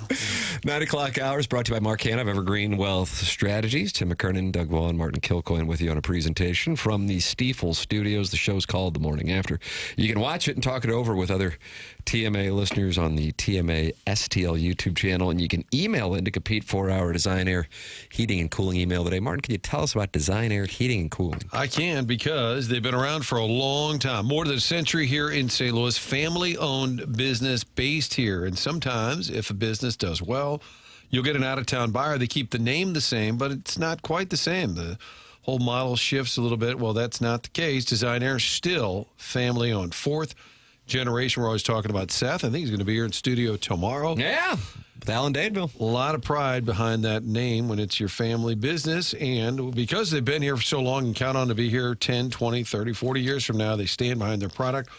And really, anything you do with Design Air, top quality. The people you work with, the folks that come out to your home, we love hearing those stories from you. When you've done business with Design Air, share your story so we can spread the word. The great work that they do year-round. There's a difference when it's Design Air. A lot of HVAC companies, these folks get it right and make sure you are treated the right way. DesignairService.com for your heating and cooling needs year-round. Jackson, a bunch of people are texting in, and they love you. Papers is the best. Suck it, Eric. That's from Martin's sweater vest. Don't back down, Jackie. I love your movie, whatever it is. That's from the Jerkwood from Kirkwood. Thank you. How about that? No, I appreciate Your it. stock's on the rise, buddy. Well, it's Antoine Fuqua, you know. This is That's training why. day. This is training day. I remember Frenchie Fuqua. Really? What'd he do? Running back for the Steelers. I like that. I like that first name, Frenchie. Jackson, Shrewsbury Seminary student, wants to talk about it all. And he's on the Callier and Thompson phone Big lines. phone day. Good morning, Shrewsbury Seminary student. You're on with Jackson Burkett. Did Antoine? Hello. Yes, we hear you. Did Antoine Fuqua do Training Day? Yes. Where do you rank that one, Jackson? And what's the list? 2,000 movies on? If it's just this century, where's Training Day for you? 21st century. It's probably in the top 50. Top 50, but where? Outside the top 20, but inside the top 40. Doug, does that work for you? Outside the top I'm looking on 21 it looks to like 39. he did Shooter too. Yeah. And Sure is good. and the Equalizer trilogy. That one was sick. Yeah. Him and Denzel have a long-standing relationship. When I called in last week, Jackson, sometimes it would just I'd be on hold and it would hang up. Was that you or was that the other? Who's the other guy back there? That's Chairman Kurt. The caller ID pops up and kind of know who it is. So it's just throw him on hold. Yeah. If anything, it's a badge of honor. And sometimes when callers call in, they bring up stuff that you guys were talking about a while ago, or like earlier in the show, or maybe even a few days ago. So I don't want to do that. But were you guys talking about SLU this morning? Yes, of course we were. I haven't had any chance to listen. I was on a call from 8:30 to 9. Yeah. What were you guys saying about SLU? Could you guys catch me up? No. They were down 13, cut it to 5, and then opened it up in the second half. They're now 22-1. They've won 16 in a row. Martin, I saw that. I watched the game last night, bro. Okay, all right. I'm asking about shirts. What's going on with shirts? Well, we're going to have the athletic director in studio tomorrow, Chris May in studio. We'll be asking him about that. And he's a fan of the show, right? Who isn't? Yeah. Well, I took my son the other night to the Dayton game. We had a great time. I got invited by a colleague, I would say. I don't want to reveal too much information. I got invited by a colleague. Dad's business partner. And we were, what did you say, Jackson? What was that? We have an emailer who's dad's quote-unquote business partner, and that seems like the relationship here. That would probably apply for me and most of my life, too. But anyways, I was on fourth row tickets. He brought me both times to the game. It was How about that? a delight. This guy must ball at the mall. He's a season ticket holder. He had a soda waiting for my son. I don't really like to give my son sodies, but he was pretty psyched about it. And he got a ball, and we got a picture on the court, and the whole deal. I saw Chaffetz down there. I was rubbing elbows with Chaffetz. I didn't talk to him, but I was standing right next to him there's an ice cream machine down there, underneath there in that little, what's that restaurant called, Martin? Lorenzini's? Lorenzini's? Is that what it is? It's the one underneath. Is that what it's called? Yeah, it's kind of like the boosters hang out. They have soft serve down there? They have soft serves and macaroons and cake pops. My son was psyched about that, too. Holy crap. I'm glad my kids haven't figured that out. I didn't know seminary students could have kids, Doug. Did you know that? No, I wouldn't think that that's appropriate. I got 3, and I'm all done. I've called in on that before, too. I got the test results back. Nothing else coming out. Oh, if you guys remember. So we're all clear there. It took about 3 or 4 months to get the test results back, but no more tykes coming out of us. So that's the good news. Out of ammo. Yeah, all done. So shooting blanks. Top man. Were you guys down at Lorenzini's on Friday? Martin and I were. Jackson and Doug thought they were too cool for school. Yeah. I wish I would have saw you. I would have loved to have introduced myself. I don't think I've ever met you guys, but next time. So, all right, Jackson. Hey, enjoying the updates. Glad you're always sneaking the NBA updates in there. I really appreciate that. It was nice to know about there was a second round pick in that Cavs trade. Mm-hmm. Yeah, I know, it's crazy. So the well-traveled James Harden. Yeah, it's odd. 4 trade requests in 6 years. Who would want that guy? Anyways, when you guys go down to Florida? We will be down there doing the program the 16th through the 20th. Oh, that's going to be awesome. Get out of this weather and get some sunshine, and that'll be great. So. Well, we're looking forward to it. And congrats on your vasectomy. I got to go. Oh, he's got a call coming in. Okay, sorry to bother you. That call did not resonate in the Air Comfort Service text inbox into a surprising level of intense hatred. really unhappy with the pronunciation of soda and DeSodi. Doug, did you have a problem with that? Well, I did, but I let it go. He's coming off the vasectomy and everything. Probably sore. Hey, Tim, I won't be at drug church tonight. Got a business meeting, but if anyone wants to go, we may show the service in French subtitles. That's from the recovering alcoholic. Doug, what does that mean? I just don't know. I wish I did. Show that in French subtitles. Did you ever take French class in high school, Doug? No, Spanish. I took it in grade school at St. Gabriel's, 5th grade. Was it Mrs. Matson? I don't know who your teacher was, Tim. Doug, take a listen to this. See if you can figure out what this word is. La lavature. La lavature. Lavature. La lavature. That's right. Restroom.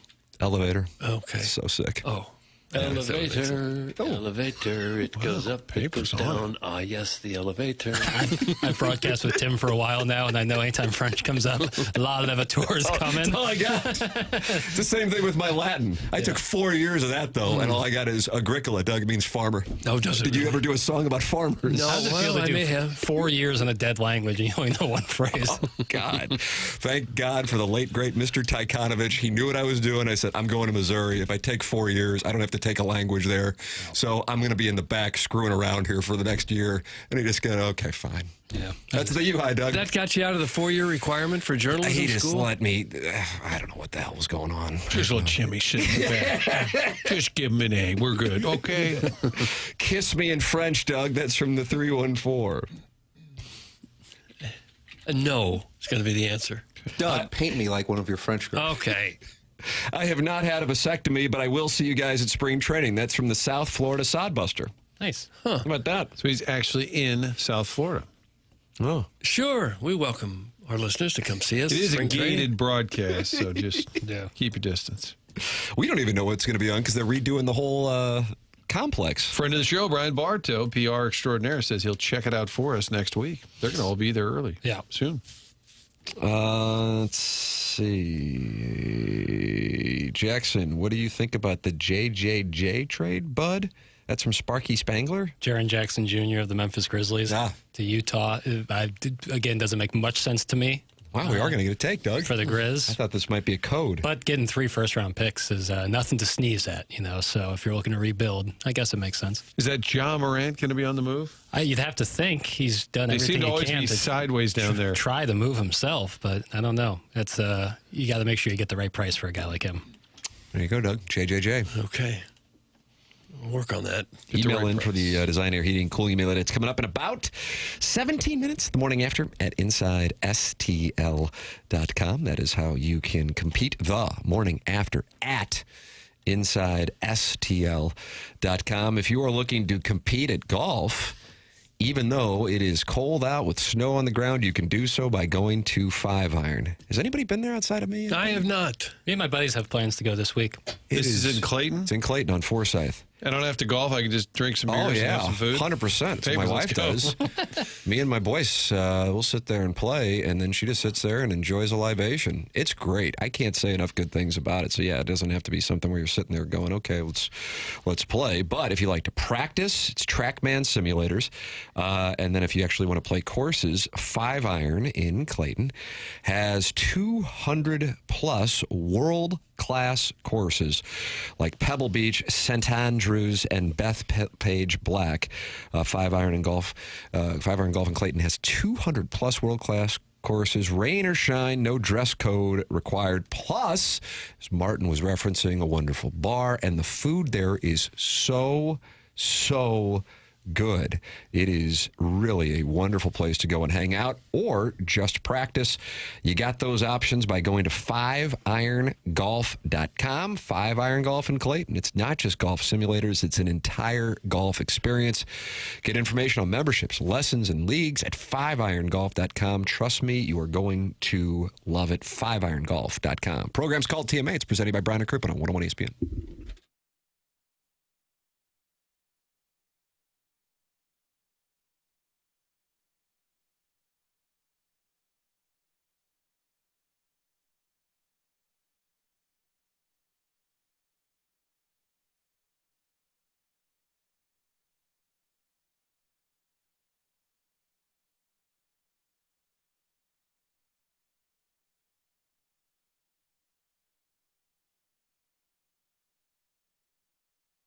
Last call for football all week long. FanDuel is giving you a daily profit boost every single day leading up to the big game. Today's 30% profit boost is on the receiving markets, receiving yards over, under, alt receiving yards, and most receiving yards. So are you thinking JSN yard totals really high?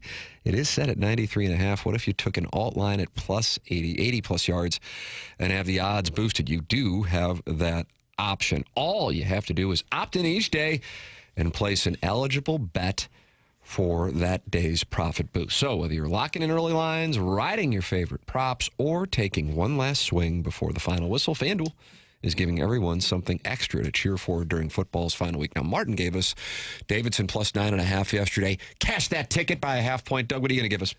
Well, I'm going to give you the Blues at Dallas tonight. The over-under goal is only 5.5. I think that's a little low. I think that's low. Blues are giving up a lot. Dallas scores a lot. I'm going to say go over. Going Take over on the over. 5.5. Blues and Stars. There it is. Doug Vaughn with his play. Play your game with FanDuel, official sportsbook partner of Super Bowl 60. Must be 21 or older and present in Missouri. Opt-in required. Bonus issued as non-withdrawable profit boost tokens. Restrictions apply, including any token expiration and max wager amount. See terms at sportsbook.fanduel.com. Gambling problem? Call 1-800-GAMBLER.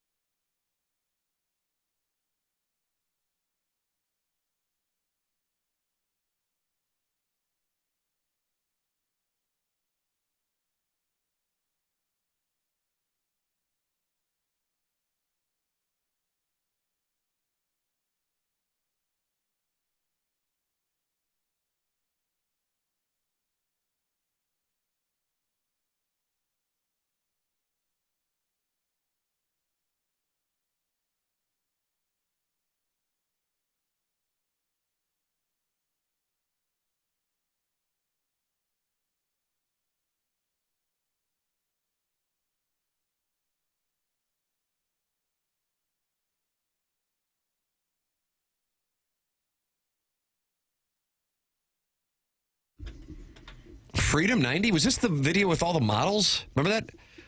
Male? No, it would have been better. Oh, gosh. Oh, now you're going to kink shame again. Yeah, I am. Seriously. Linda Evangelista was in there, wasn't it? And, Doug, watch this. Pa, pa, pa, pa, pa, pa, pa, pa. Do that. Elle McPherson, she was big back I don't then. think she was in this video. George Michael, he was great. Naomi Campbell, am I right on that? Was Christy Turlington in this video? I don't know. I don't remember. Cindy Crawford in this video? Freedom 90. Jackson, why are we playing this? Whatever. Any port in a storm type of deal? Yeah, well, it's always good to play George Michael. It's almost George Michael's birthday. Is that what it is? Just say that, and then we look up when his birthday is. George Michael. Birthday is in June. It's coming up. Yeah, June 25th will be George Michael's birthday. We're getting you ready. He died on Christmas 2016. Same as that. 10 years ago? Still very young, wasn't he? He died at 53. Oh, I would have thought he was younger than that. The program is called The Morning After, 101 ESPN, and the TMASTL YouTube channel. We are taking your questions. Doug is not, just for the record. If you want to send in questions, you can ask four of us. You can't ask one of us. No. Hey, guys. Tim, does 5-iron have the courses of Old Warson or Belle Reve? That's from Andy Pants. Jackson, I know you're a member at both. Yeah. 5-iron only has Belle Reve, if memory serves. Right. Are you on the board at Old Warson? Would you know why they're not on there? Yes, I've been to several meetings. It's really nice. And, we're working on some stuff. We're working on twilight rates. And Are you really? Twilight rates? Yeah, hot deals, all of the above. My dad. Twilight rates at Old Warson? Yeah, just to get people on, experience the greatness. Pull cart. Yeah, pull carts, denim allowed. Is that what the promotion? They're doing a promotion for pull carts and denim allowed at Old Warson? Yeah. This is what you're doing in the board meetings? I'm trying to push it, because I'm a common man, I'm looking out for the everyday, the 9-to-5ers out there who want to get in a little round afterwards and drive down Old Warson. Jesus, send them over to Tower T, for God's sakes. They got an ATM in there? Yeah, that's what Plowhawk asked when we had to tip our caddy, who was Stan the caddy. Hold on. Exhausted by our efforts on the golf course. Hold on. Plowhawk asked if there's an ATM where? At Belle Reve. So we played Belle Reve for like a media day thing. It was me, Tim, Plowboy, and Iggy. And we had a caddy with us. Stan, who's been texting in, and he hasn't been happy about something, but I can't recall what it was. There's so many texts that I get complaining that I can't single out his, but he was not happy about something earlier. Yeah. Front nine. Stan the caddy. He gritted his teeth through the front nine by the back nine when Plowhawk tried taking a 3-wood out of Like thick he would have rough. shot shape a 3-wood from the rough around some foliage. Was that on 12? I don't know what 13 maybe. And that didn't go well, and he was tired of it. Stan had his hand on, is leaning up against the cart, and his head fell down after he instructed him to hit a little punch shot back into the fairway. And the Plowhawk, he saw a window, a Mickelson-like window. He wanted to take advantage of with his 3-wood through the rough, and it just didn't work. The ball rolled 12 feet and then into some shrubs, and Stan the caddy was exhausted. Then on number 18, I did capture video of Iggy, who I think I was betting, or you were betting, or somebody was betting. Someone, maybe listeners. Or the listeners maybe were going to bet that he was going to break 100 or something. I don't know what it was. And he hit an 8-iron, and he began to club twirl it, and the ball went short right into a bunker. And Stan kind of threw his hands up.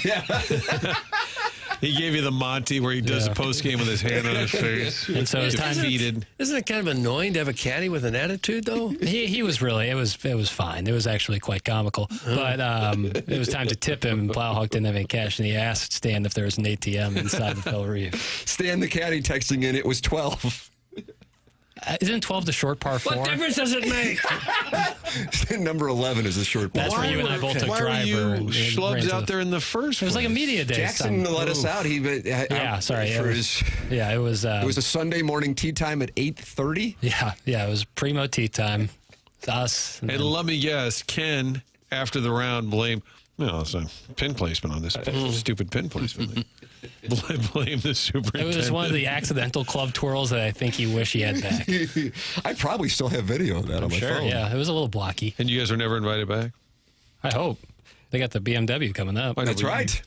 Yeah, August, Doug. Is that August 23rd? I don't know the days, Tim. I think there'll be a media day of some sort for that. Yeah, you'd have to think they want us for out real there. media. No, maybe after the tournament's over. They're not going to let us chew up the course. I don't know. Let's see. I saw Doug at Lifetime the other day. He's beach ready for the Jupiter trip. My goodness, that's from Libby Jackie DiCaprio, who has a South Carolina avatar in the Michelob Ultra YouTube chat. Okay. You feel like you're beach ready? Not really. I never really get beach ready anymore. Not to mention her hot body that looks hot in a bikini. How about that? God, that almost had a porta potty vibe to it. These are things that pop up on my TikTok and then I send to Jackson. That's in that I like kid. a little like hardcore. You do, like a dirty. Okay, ladies. What kind of trunk do you wear when you're getting in the water, Doug? What kind of trunk? Like a board short or like a, lined, unlined? Well, who says I wear anything at all? Oh. Doug wears what the SLU swim team was wearing in that front row of the... Yeah, they made their presence felt. Boy, howdy. Hot. Yeah, I'd say. You would think colleges across the entire country would align their spring break with TMA's Jupiter trip so all the co-eds can party with the TMA crew. That's from Deep Voice Dude. Doug? Well, sometimes they do. Is it a little early? Probably not all of them, but some of the Spring girls' break schools. usually March? Yeah, the ladies might move it up. I would think, but I don't know. What do we got? We got a Taco Tuesday, Rocco's Tacos. Yes! Wing night where Doug wing shames us, and I'm doubling down this Brass year. Ring Pub for those of you going down to Jupiter for spring training. I am telling you. Pete Prinzi, former Cardinal strength and conditioning. Oh, yeah.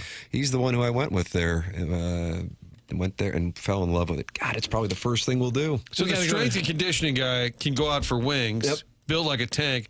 Doug Vaughn won't allow us to have those. Well, wings. yeah, I would suggest the grilled chicken and broccoli. We got to go to Guanabana's one night, too. Guanabana's, you better believe it, brother. Where else, Jackson? Where else you going? 27-year-old bachelor in South Florida? Probably Forget about it. Square Grouper. I've always liked Yard House. Oh, Food Shack. We got to go with Food Shack or leftovers, either one. What about limoncello? It is season. I like that Doug as well. The Yard House are all the beers, right? Mm-hmm. Yeah, that was fun. Me and Doug went there last year. I think With on the the great first night. Fox 2 engineer Jeff Crabtree, really, really into beers, snob about it. They brought out the menu, and there's 140 beers available. He said, "Yeah, I don't need to see that. What do you have in back?" Oh, and I'm gosh. like, "It's beer. It's beer. That's like a secret menu. There's 140 beers right here. None of them good enough for And him. he said, "What do you have in back?" I'm eating chicken wings on the potty. Like he thinks they're hiding the good beer in the back. Yes. Just in case someone should ask. What do you have in back, Strohs? Speaking of getting the beach bodies ready, I've got spring break coming up in Gulf Shores. Tim, what's your routine? I need a body like that. Doug got some little beer cats. So they're from Murray State. They're going to Gulf Shores for spring break. Okay. Well, they'll have a good time, I'm sure. Yeah. I mean, I'm a 49-year-old man. My time has come and gone. Jackson, you can tell little beer cats what to do. I've never had abs a day in my life. Okay. But abs are made in the kitchen is what I hear. Yeah, not the gym. Right. Well, probably both. Yeah, a little bit both. But Well, from the looks of this photo, because KG has done a great job, he's put a photo together since we're now an award-winning show, fourth place. Absolutely. You got to have a group shot. Tough and cool. Is this on our social media or is this? I sure hope not. No, I got because the Jackson vibe that looks. maybe Jackson would like a re-edit. Just use a different picture. You look a little doughy, boy. I look massive. You look like you just had your wisdom teeth removed. And Yeah, I your cheeks are have puffy. no chin. It's not. I mean, it didn't improve my hairline in it either. I do have some very powerful looking forearms, which not the Steve case. Garvey forearms. Yeah, not the case. Tim looks phenomenal in it, though. Okay. That's not a. Put that off. We decided I look like I'm running for office. Doug looks like he's Chucky, the John Gruden version of Chucky. I really think we should put it papers. Can we get permission to put it out there? Can we use a different picture of me for this? Can I do No, like the joke is that it's you gotta look be like that one. It's got to be that But one. it should make you feel good about how far you've come. Yeah, what about that? No, it doesn't. Not at all. I mean, and I do have to say, representing Jackson here, Thank you. that he's the only one really playing the game still, so to speak. Yeah. The three of us are already, Yeah. This is like an advertisement for me. And So putting it out there could hurt your street cred. Right. I don't. Yeah. It's like, oh, who's the tubster on the Who's the program? little doughy? Yeah, who's the tubster? And at the time, the picture they used, I was doughy at the time. So are you telling me the beta version needs to stay in the holster? Yeah, keep that one as like a For reference us. point, and then maybe just use a different picture of me. This is because you called Chairman Kurt short and poor or something like that earlier, or whatever you did. I was short and wide, Tim. I was asking because you were a youngster in the 90s, and that was the style. I wasn't asking because of your build. It just happened to work out that way. Well, now that we've talked about it so much, you got to put this picture out there since we've talked about it so people know what we're talking about. Yeah, but if I was in Jackson's spot, I don't know that I would want that out. So let me go back in the lab. I can do whatever you want. I don't again, really give a damn. I've given up on dignity. Enjoy 45 degrees and 30-mile-per-hour winds in Gulf Obesity City Shores. Little Beer Cats. That's from the Hunchback of Vaughn Castle. They call it Gulf Obesity City Shores? I like Gulf Shores. I don't know that. How about that? I like a little Hoosier in my vacay. Gulf Shores, Myrtle Beach, Outer Banks. Been to them all. Love them all. All right. Oh, yeah, they're great. Do some go-karting, get one of those miniature golf, giant mixed drinks that gives you a headache 30 seconds afterwards, but you get a cool straw with it. Sure. I'm into it. No shame in my game. No. Doug, you got to get the Zappolis at Frygates in West Palm, Nummy Nummy. That's from Aux 5. Isn't that just fried dough? Well, yeah, what is a Zappoli? I think I've never heard of the Ristorante, to be honest with you. Well, I think it's like an Italian pastry. I remember them eating it. Yeah, but he's talking about a restaurant called Frygates in West Palm. Oh, I've never heard of it. Never heard of it, but I think that's I think they eat them in Sopranos. I think Tony's stuffing his face with one of those. I thought that was gabagool. He loves the gabagool. For the Roger Dean Stadium, bring your fluorescent construction worker shirt and you fit right in and try out Johnny Longboat's Bar and Restaurant, Doug. That's from the South Florida Sodbuster. Okay. A lot of construction, I guess, going on. Oh, maybe that's it. Yeah. Tim, should we send in pictures of our wives? Thanks. That's from the Swing Haven board member. Doug, I don't know what prompted that, but that was the question. Okay. Chairman Kurt just gave a thumbs up. Okay, he'd like to see those. Papers, at least you have accepted your white trash label, if only Licks and Doug would. That's from the Warson Woods Wacko Doug, and now he's coming for you. Mm-hmm. Hey, I have no qualms about it. I love going to those places. In Warson Woods. He's doing his best. Yeah, for Micah City. Yeah. You just keep going. This guy's going to be ruthless. You guys are going to meet on Sappington. That's about a little throwdown. Guys, I banged an older Kokie named Jane under a deck after shucking oysters in Gulf Shores when I was 16. Thanks. That's from the recovering alcoholic from Belleville and Webster Groves. Anybody run into Jane under the deck? No, I didn't. No shame in your game, but you won't let them post a picture. That makes sense, diaper virgin. That's from Stan the Caddy and Martin. He's still not happy with us years later. What's Stan the Caddy up to this time of year? Because texting the golf game's a little slow, right? I know a lot of people who are actual full-time caddies. They'll go to a warmer weather city in the winter. That is correct. And then come back to St. Louis for the summer, much like some of the wealthy. You can make a full-time job out of that? Sure. Oh, yeah. At a really nice course. There's guys at Shadow Creek in Vegas who make a ton of money being caddies. It's cash. Yeah. And it's cash. Yeah, it's cash. A lot of them are like, oh, you take Venmo, and then I'm like, oh, I know. Yeah. I understand. Yeah. So then it's probably hard to get those jobs. Yeah, for sure. Absolutely. You got to know somebody. That's Stan the Caddy. He can explain to us what he does now when he's not caddying. I assume, he's probably down in Florida or Arizona or California. Listen to this. Yeah. Maybe Louisiana. I think this thing's streamed at Seminole when you go into the pro shop, if I'm not mistaken. And the woods. Do you still get that a big paycheck if you're like a 4 caddy? If the guys are all riding carts? You tip, absolutely. Yeah, because that'd be the way to go. Just walk the golf course. Hey, your ball's over there. I generally prefer a 4 caddy to a standard caddy. Yeah, why is that, Papers? If it's especially in the fall, if it's leafy. And you can't necessarily see where your ball is, and you have someone being like, oh, it's right here. It takes a lot of the stress out, Sometimes you hit an errant shot, and you're like, oh, man, now I'm going to have to go searching for it. If I can't find it, I'm going to have to go back. It's a whole thing. If you have someone there who can point it out, at least you're, saving time. Yeah, I'd rather have that, too. Riding the cart. Yeah. Jackson Chairman Kurt has updated the picture. All right. Are you proving this? Let's see. I don't have to look like, an Adonis. Better. It is better. Yeah, it's a lot better. Still got a pretty wide head. Yeah. Well, the hat's a little big. Not to critique it too much. So badly, dude. Jackson, I don't care where I'm at, to be fair. I'm at a house with 9 girls, not 14 guys in a cabin. I'm going to have a great time regardless. That's from Little Beer Cats. Okay, I rescind my defending of your choice. You're on his side. Hoosier boy. Good stuff. And Hoosier Boy drops on Sundays, but Movie Boy is Saturdays. You're thinking of dressing for the boys. Oh, that's right, dressing for the boys. I will say the first photo that was put together by Chairman Kurt what was the show? The guy was Corky, and it's not a complimentary photo of you. The more I look at it. But now, how do you feel, Jackson? The ladies are going to see this. They're going to love your style. That one's big weekend at Tam Ave Bar for papers after this picture goes out. What the hell's Doug? Doug looks so weird. What show were you talking about, Martin? I can't remember. Perfect Strangers? With Bilky? Doug was at Bronson Pinchot, and was he in Beverly Hills Cop? I think Corky Yes, he was. He was also in True Romance. Corky was the first mentally disabled TV lead actor, I believe. Okay. The hat that Papers is wearing reminds me of those bullpen cars. Like you appear to be underneath the giant cap. Just a Navy road cap. I think he's looking a little bit like Harrison Bader in the picture. Yeah, minus the Tim good looks looks mad. and hair.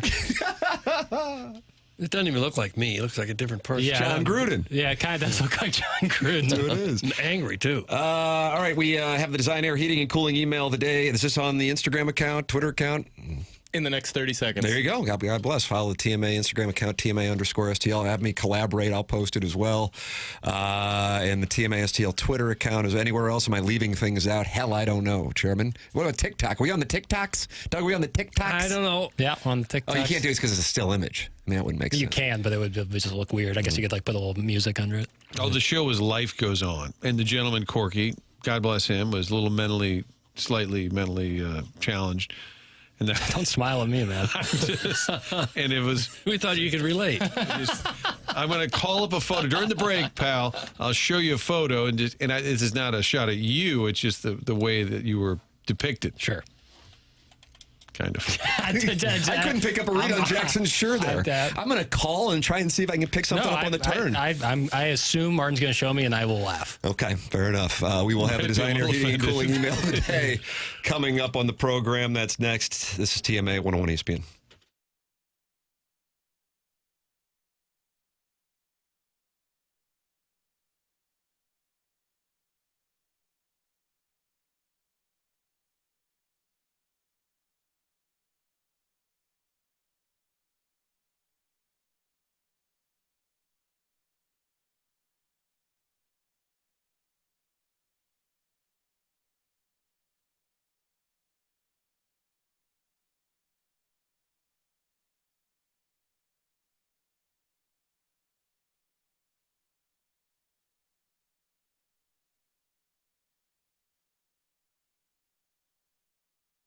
Well, Valentine's Day is only 10 days away, and I have the place for you to go, and that is Decor on Olive, and then online at decor-jewelry.com. Went out there, and Joe there is a big TMA listener and really enjoyed getting a chance to talk it over with the staff at Decor Jewelry, because chocolate melts, flowers fade, but sparkle lasts forever. And this Valentine's Day, find the perfect piece of jewelry for the one who has your heart at Decor, where every gift shines a little brighter. At Decor, you will find the most magnificent selections of diamond jewelry that St. Louis has ever seen. It's all at decor-jewelry.com or at Olive and 141. You will feel comfortable walking in there, and really an incredible store, all kinds of different options. And if you're ready to pop the question, Decor has an entire room filled with beautiful engagement rings. I mean, an entire room filled with engagement rings,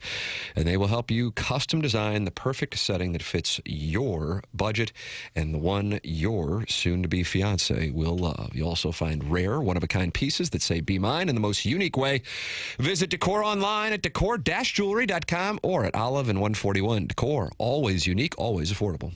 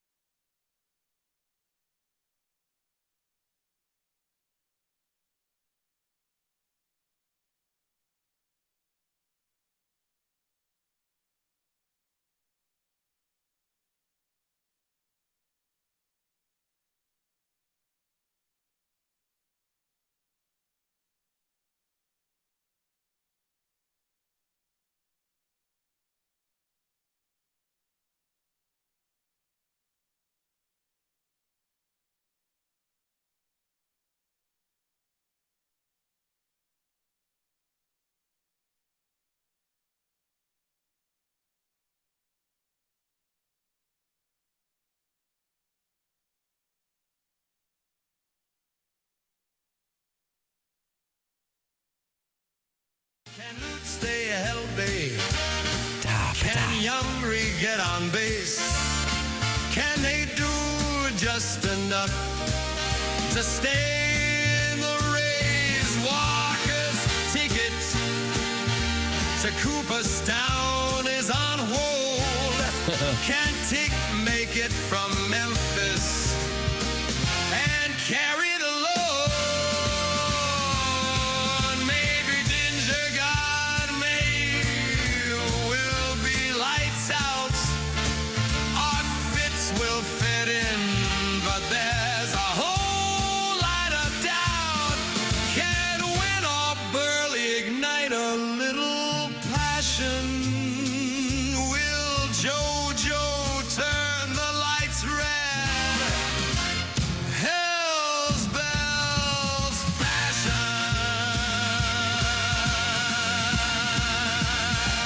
Yes, this year could be a long one for the players and fans, but I'll keep on watching just to see the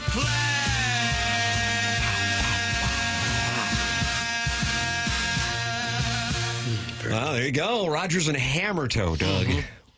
All I can think of is the guys in the band playing this as seriously as they can. Such a ridiculous song. Yeah. Older men back there just playing the clarinet, playing their hearts out. Rockettes in front and on stage. It's TMA 101 ESPN, and you are welcome to participate by texting in the Air Comfort Service text inbox, 314-399-9646. Calling in Collier and Thompson phone lines, 314-974-0101. And, of course, talking it over with other TMA listeners at the Michelob Ultra YouTube chat. We're going to give away a couple of tickets to 101 ESPN's Shot for you to score a pair of passes to the Sunset Hills Subaru Blues Alumni Experience at Mardi Gras. Next Saturday, February 14th in Soulard, the Blues Alumni Experience puts you in a heated tent right on the parade route with premium drinks, great food, live music, and most importantly, meet and greets with Blues legends. Contest winners must be 21 and up. Find all the details and a bonus chance to win free passes to the Blues Alumni Experience at 101ESPN.com or on the 101 app. It's time to give away those passes with the Design Air Heating and Cooling email of the day.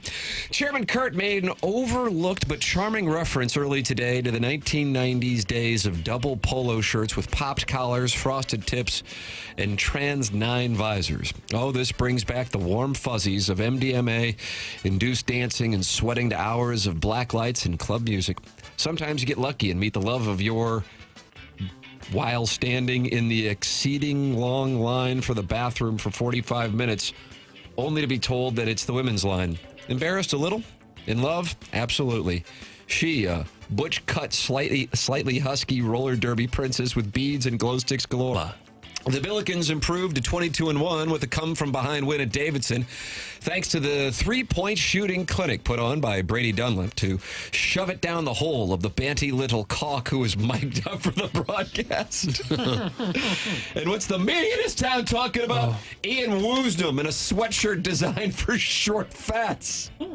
Ours is the type of presentation where a 51-year-old restaurant cook who sounds like he's calling from his hospice bed feels free to drop in at any time and tell us how excited he is about the Cardinals while struggling to name more than 2 players on the roster before dropping an F-bomb, realizing how effing terrible the Blues are. It's refreshing to see rich white women. And it's refreshing to see Chaim Bloom getting on with the rebuild that should have started years ago but was delayed while the org naively tasked their lame duck GM with unloading the bloated contracts that he acquired in the first place.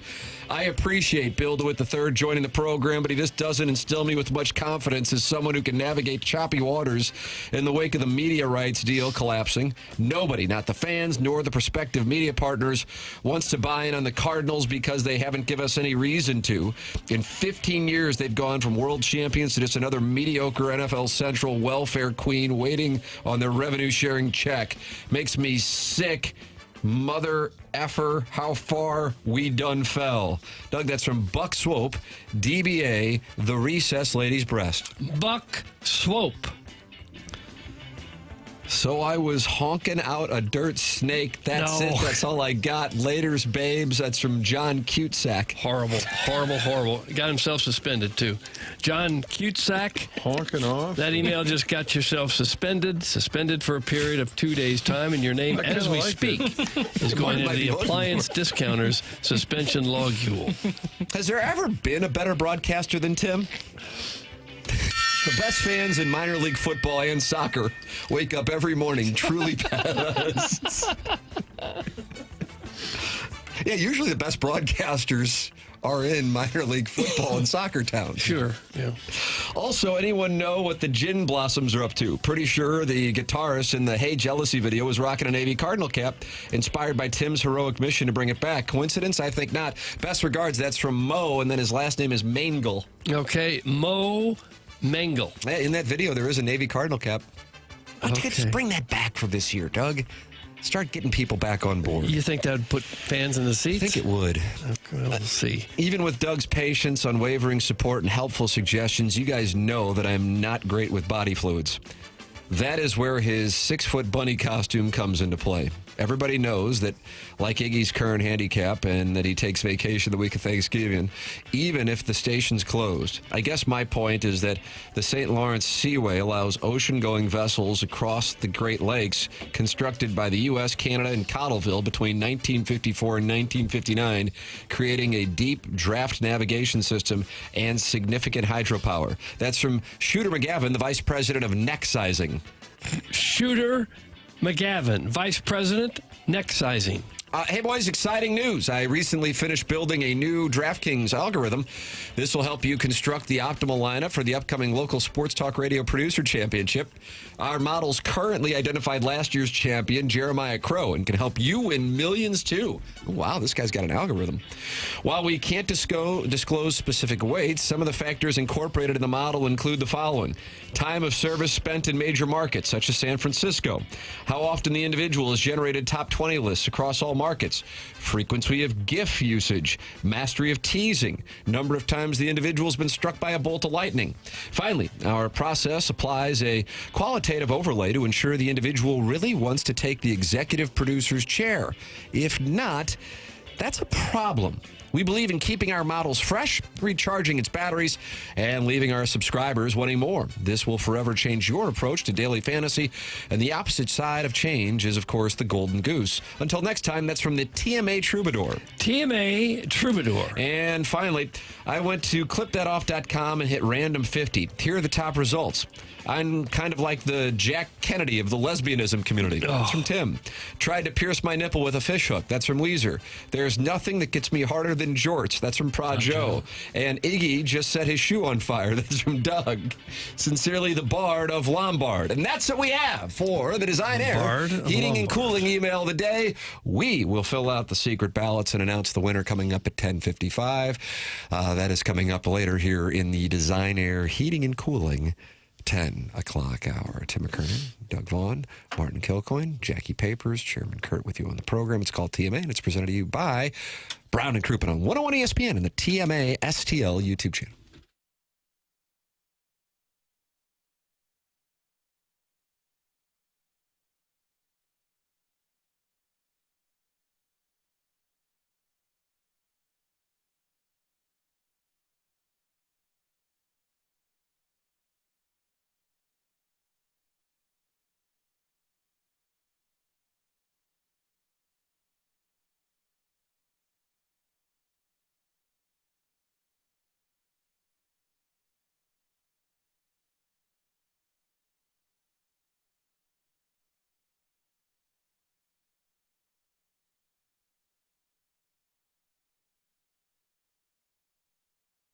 AutoLoanPro.com. That is the website we've been telling you about, a place you can go to get your next vehicle. Doesn't matter what the situation, what the circumstance, doesn't matter. Going to get that car with little to no money down, best rates possible. Our friends at AutoLoan Pro know that it's tough financing a car. If you've had a hiccup, that's why they are here to work with you. They'll get you back on track. They work with over 50 different lenders, not vendors. These are lenders, meaning you'll get the very best financing available. The only thing to know is to choose the Pro, the Auto Loan Pro. Go to that website, download the free playbook. It's going to educate you on the credit process. It can get a little complicated. They're going to spell things out for you while also helping you get the car of your choice in the future. They are part of the Lita family. Get online, pick out the car, best rates possible, little to no money down. Making that large purchase gets a little intimidating. They'll walk you through the entire process. Pick out the car, and just remember, the only thing you need to know is to choose the Pro, autoloanpro.com.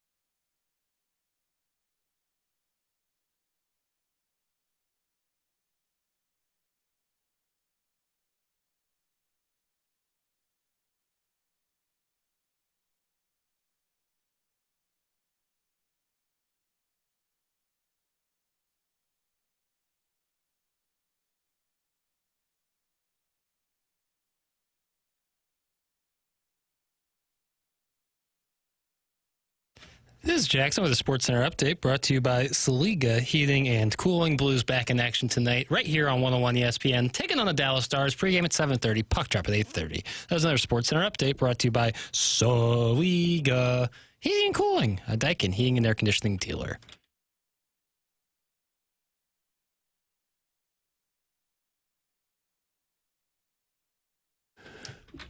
This is Jimmy Eat World? Yeah. What's going on with this? I don't know. Oh, it's just kind of Jackson's going to play when he wants to play Wednesday here on 101 ESPN. Well, it was Boots Randolph Tuesday yesterday. That was delightful. Yeah, I'm really looking forward to more Boots Randolph in the future. I like the AI songs more than anything. Yeah, I like to mix it up. Okay. Thank you to Rogers and Hammertoe again. Wonderful work, sir. And then also Chairman Kurt, and this is on the Twitter tweets and the TMA Instagram account. Correct. The AI-generated tough and cool picture celebrating, I guess this is the biggest accomplishment in the show's history? Top 5. Yeah. Being number 4 in the markets that aren't top 20 markets in morning drive sports talk shows. On a list made up by one guy. That's a serious charge. No, it is. And so Chairman Carter said, invite me to collaborate because then I can just hit accept, and then it's posted to my Instagram. The thing is, for the people who I'm friends with, I think they would think I'm like being serious. Yeah, no, it's tough. And so that's a tough spot. So if that popped up on my Instagram or my Facebook, I'd be like, people would be like, oh, he's really getting into himself. And I started that 20 years ago. Yeah, that's nothing new. What has the response been to your handiwork? Typically pretty good. Some of the comments, I guess the lack of teasing on HD2 really was what holding the program back. That's a good point. Doug looks like Kevin Miller. A fine American. A little bit, yeah. When they break down St. Louis sports, it stays broken down. Nice. Bigger than the sports we cover, really. I agree with that. Jackson looks like Doug more than Doug looks like Doug. Yeah. Anytime Doug and I are photographed together, people say I look like a young Doug, which to me is a huge compliment. You look more like you could be my son than my son. I know, that's that actually is true. Yeah. That really is true. I know. Both classically handsome. Yeah, for sure. Yeah. Ruggedly handsome, I would say that, yeah. Kind of jut-jawed. Jut-jawed. Raw-boned. Yeah. Guys want to be with him, and girls want to be around them. What was the what's the Frank drop? I don't know. You're the guy playing the drops over there. Yeah. Guys want to be like him. Women want to be with him. Yeah, but I don't think that's... But you can mess that up and have it live forever. Yeah. So it sounds something like this. Women wanted to be like him, and guys wanted to be with him. He thought that little slip-up would just go under the radar. I was literally... I was off, and I was sitting in Las Vegas and having a coffee that morning, podcasting, and because it was the day he was talking about Arnold Palmer. It was the day after Arnold Palmer had passed. Is that 2016, Doug? Been a decade? I don't know the years. Sounds right. And I heard that, and I immediately texted either Brian Hoffman, who was Frank's producer, or the board operator. I'm not sure who was running. It might have been the Plowhawk, actually, now that I think about it. And I said, got to clip that off for me, if you could do me a favor. And I believe Frank requested that it be destroyed. And now here it is a decade later on 101 ESPN. We'll keep playing it almost on a continuous loop. Doug's work husband. You can share your thoughts by texting 314-399-9646. Air Comfort Service text inbox. And then you got the Michelob Ultra YouTube chat. And they're active in there, Doug, as Bill Reloaded's talking MD 2020 and Kitty Bates. Chairman Kurt's talking over with Ryan Krause, 618. So they're all in there, and it's wonderful to have them in there talking it over. I got something here that might make you feel good. That's not really the brand of this program, certainly not mine. But I'm going to give you some information that I think might tickle your fancy. It might lift your spirits. It's coming up next here on TMA 101 ESPN.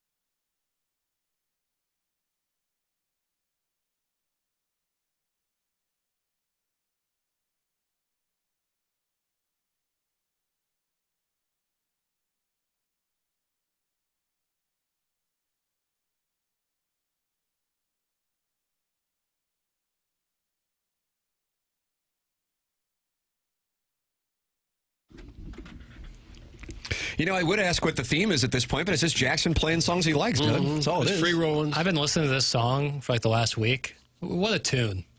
What's going on with you? I don't know. It just really puts me in a good James headspace. Taylor? Yeah. Well, the ladies loved his style. Yeah. Is he tall? He looks tall. I think It's the key, man. Yeah. It's the key. That height makes up for everything. Yeah. 6'3". Is he 6'3"? There you go. God, I'm telling you. I'm Being a just very going, popular and wealthy, rich pop star doesn't hurt either. With yeah, the for ladies. sure. I guess. Heavy D? Heavy D. What does that mean? Rich, popular pop star. Oh, Now That We Found Love okay. was probably the pop song from Heavy D. Passed away. What year did he pass away? I don't know the years. Let's Tim. find out. Chairman, you on that? Heavy D. Yeah. I'm going to guess 2012. 2013. You just said you didn't know him. No. You still win. Overbid. Price is Right rules. TMA 101 ESPN shows presented by Brown and Crouppen. Tim McKernan, Doug Vaughn. Chairman Kurt slides into the dais while Martin goes to onboarding. And it's a program that solicits your involvement, mainly because we don't have anything, except we do have this, Doug, some news that is going to lift your spirits. Because I know you're down on this Cardinals move to trade everybody away. Baseball America. Baseball America. Right. Nothing more American than baseball in America. Think about that. Nothing more American. Ain't that baseball. America? Ain't that America? John Cougar Mellencamp, John Cougar, or John Mellencamp? It was one of those. Same guy. Hank Houses? Baseball America. New farm system rankings just came out here within the last 2 hours.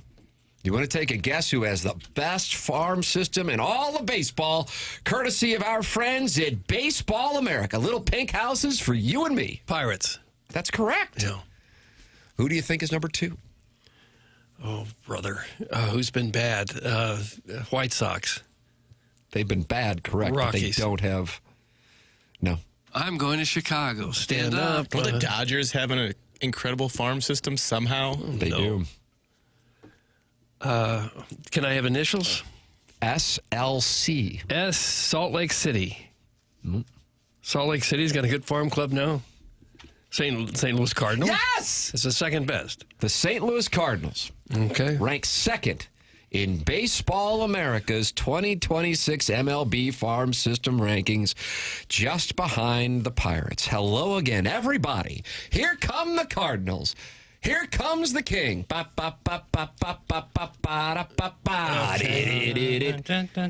that's encouraging for sure. They love the fans, not money. Yeah, they better. They better not like much money. I mean, somebody's got to be on this team. No. Where did everybody go? Cardinals 2026. Where's everybody? So are you excited now? Now are you? I'm not excited until I see some good young players playing at the major league level. Then I'll get excited. I have Cardinals, Pirates, NLCS. We saw the NLDS in 2013. No. Garrett Cole, Adam Wainwright, Game 5. Adam Wainwright, complete game, right? I think so. Sounds right. I think so. They were red hats on the road. Second to last series that they wore red hats on the road and won. That would actually get me excited about the season. If Heim Bloom says we're bringing Navy caps back, had a presser and That's all said, it takes. bring it back. That would be a great It's just start. a fashion thing. You're in this for the hats. Dressing for the boys. They would look like a winning ball club. not like the Angels or the Reds. Yeah, the Nationals. The Rangers. Yeah, it's weak. It's weak. God, it is. It pisses me off. Well, I wouldn't let it get you too down. But isn't it healthy to be approaching 50 and being upset what 22-year-olds Probably not. wear? Probably It not. might not be healthy, but it's how you get to number 4 in the mid-market ranking. And that picture is now on the Twitter tweets and Instagram. And there is a buzz in St. Louis. Somebody said that I'm doing the Jim Lampley and standing on a step stool. I didn't know that Jim Lampley stood on a step stool. I didn't either. I honestly thought he was a taller gentleman. I think he probably is. Somebody just make that up? If it's in the comments under a picture on Twitter, it's accurate. Well, I don't know if it is. People are saying Doug looks like Scott Linehan. That's your favorite coach. And by people, I mean one guy said it. What's that? And by people, I mean one guy said it. Okay. Yeah. One Twitter user said. Yeah. Someone took to Twitter. Someone broke their silence. F off! Oh, I saw that the other day. Somebody broke their silence? Something about Somebody took to Twitter? Someone breaking their silence about something. Took to social media? I was like, someone God, like... our industry is just garbage. It's the purest form of garbage. Yeah, someone like finally addressed, and it was like some paparazzi bum rushed them on the streets. It's like, yeah, they really addressed it. How is it possible for the Dodgers to win and pick back end of the draft, trade young players for proven vets, and have a top-ranked farm system? Didn't think that was possible, and that's the reason why the Cardinals couldn't develop young players. That's from Ali Doesn't Know. Some are the haves, some are the have-nots. Yeah, some guys know what to look for, and some guys are guessing. Jackson's really poignant today. Maybe it's all the James Taylor fire and rain. Yeah. Oh, man. Must be. Some guys talking about fries. More of that in 2 weeks. Does it even matter if the Dodgers have a good farm system? I mean, I'd say that's why I like just buy the top free agent or two every But they've year. done really good at developing pitching. And that's like, they move Walker Buehler, gets stuff in return for that. Like, they do pretty good at that. Tony Gonsolin. Jim Lampley was a guest at my first wedding and a colleague when we both lived in Los Angeles. He is vertically challenged, but I never did see him on an apple box or stool. That's from George Clooney's doppelganger. He was a big star there for a lot of years. Boxing and NBC. Yeah, Olympics. He was an Olympic reporter for a long time. He just kind of disappeared. I wonder if he just retired or what. Yeah. Jim Lampley. I haven't seen him in years. Jackson's on top of it right now. I'm looking him up. He'd be maybe 71 or 2. 76. Oh, is he that old? And his height comes in at 5'9". Man, what I would do to be 5'9". Can you even imagine? Well, those people in China, they can stretch you out a little bit, but not I a guess foot. I'll do that. Yeah, exactly. I guess I'll do that. I wonder if that would impact my golf game. They broke my leg so I could get to 5'9". Your gait would be forever damaged. It'd be like you're walking on stilts. Yeah. That's just always seems like a bad idea. Every time I see a picture of someone who does it or a video of someone who does it, the way they run is like they just learned. Well, you actually have seen video of somebody who has the procedure? Oh, yeah. Yeah, like went from like 5'3" to 5'10". And you can do that? That's a lot. I got to tell you, I might have to have a talk. I think 6 inches is like as much as they can do. And it's all in the legs? It's all in the legs, yeah. They like insert these metal rods into your legs. I think it's a really bad idea. I would say, yeah. It's going to kill the live read. I think it's going to be, yeah. I mean, maybe if you're 4'5" or something. Yeah. But then what? So you can get to 4'10"? Well, I think any inch would be welcomed at that height. I don't know. Cut that off. At a certain point, yeah, I don't know. I guess I'll look into it. In terms of like the augmentation you can do to your body, trying to get taller seems like the worst of the ideas, you know. I oftentimes ask my betrothed, Doug, my love, 2 decades of loving. And I say, I know that this is what you were thinking when you were growing up. Yeah. Bless her heart. So if there was something that you could change, the abrasive personality, the lopsided head, the hair, or the height, what would it be? And it's an insta-call. It's the height. It's an insta-call. It's an insta-call. And what is it? The height. That's what she says? Yeah. All day. Really? Yeah. But if you were the height's a thing, man. Yeah, for sure. But if you were to take care of the hair, that would also take care of the scalp because you wouldn't notice it as much if you had hair on your head. I guess. I don't know. I think when I had hair. Lopsided fade. Gummy cut. Yeah. I forgot Look about like that. Bobby Brown. Yeah. I think that would be. But height, yeah, probably. I think most women would probably say the same That's why your guy James Taylor. Yeah. Because he was enjoying male pattern baldness. Was he? Was he with Carly Simon? Yes, he was. He was a huge star. So was Tim. Did you read those Maybe rankings, not at the dude? same level. This guy was I a don't major know, man. pop star. I mean, I'm not trying to talk myself up, but James Taylor and me. Okay. Talent level wise, Yeah, all he had going for him was 6'3". That was it. That's right. Didn't he have long hair in the 70s? Used to, yeah. Had real long hair and then lost it. But he clearly had the male pattern baldness, receding hairline. That was the best. Yeah, he's got it bad now. He's got the horseshoe rocking. Well, he's in his 70s. 77 to be right. I mean, it would look a little odd if he looked like Quinn Snyder. I don't know. My dad in his 70s looks like John Lennon. Is that right? Unbelievable. He's got the whole thing going. It looks outstanding with just a touch of salt and pepper in there. Oh, a little flex. Really grinds my gears. Oh, this guy's into his dad. Well, I'm that's not odd. into. That's I'm very very weird, weird, man. It's not weird to say that. I got to tell you, I don't kink shame, but I feel like we're into the legal parameters It's now. more of a frustration because my dad has this great head of hair. My brother has a fantastic head of hair. And I got left with, half a broom up Same the top. thing. I got the same thing going with my family. Yeah, it sucks.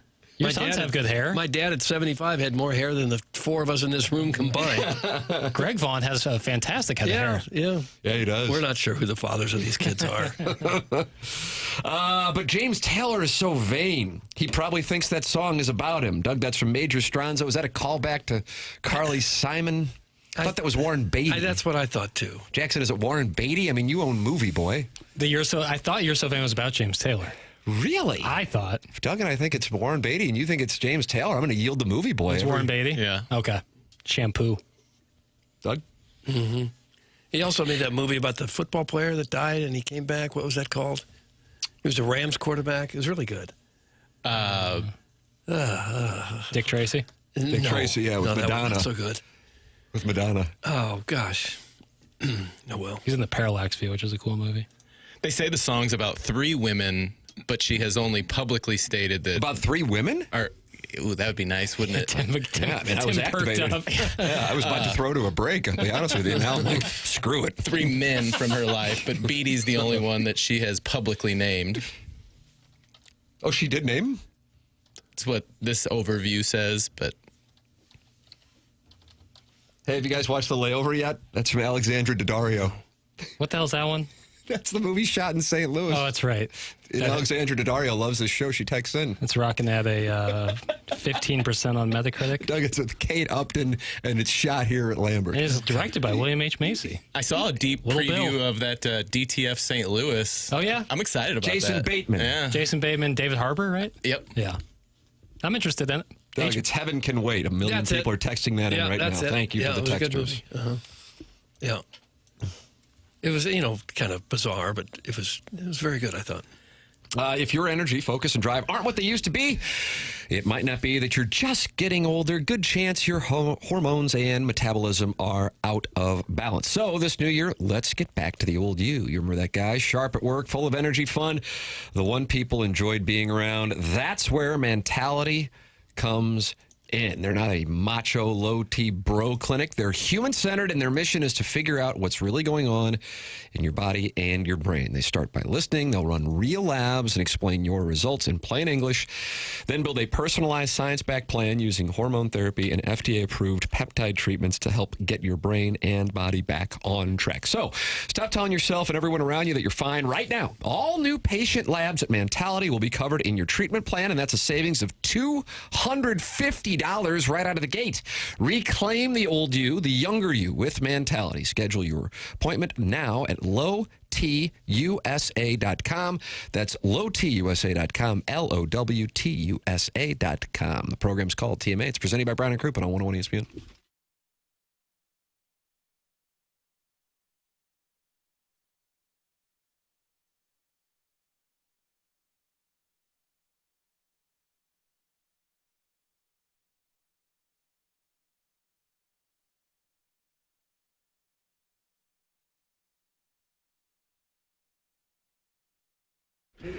No.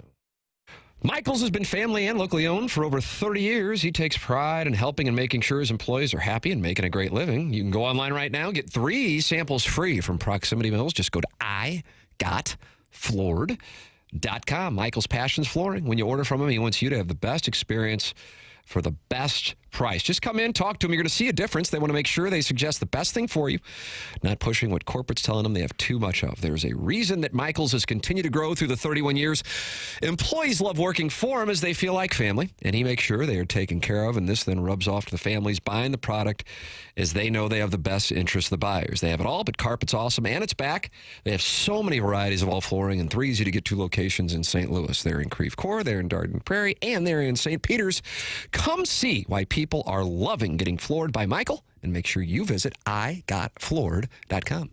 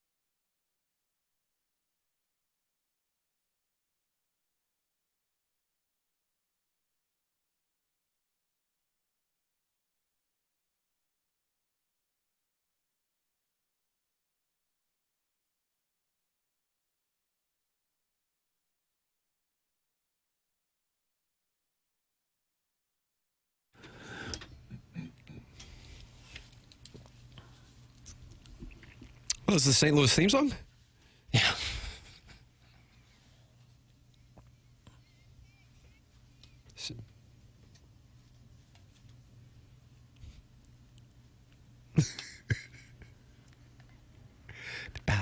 Who is this?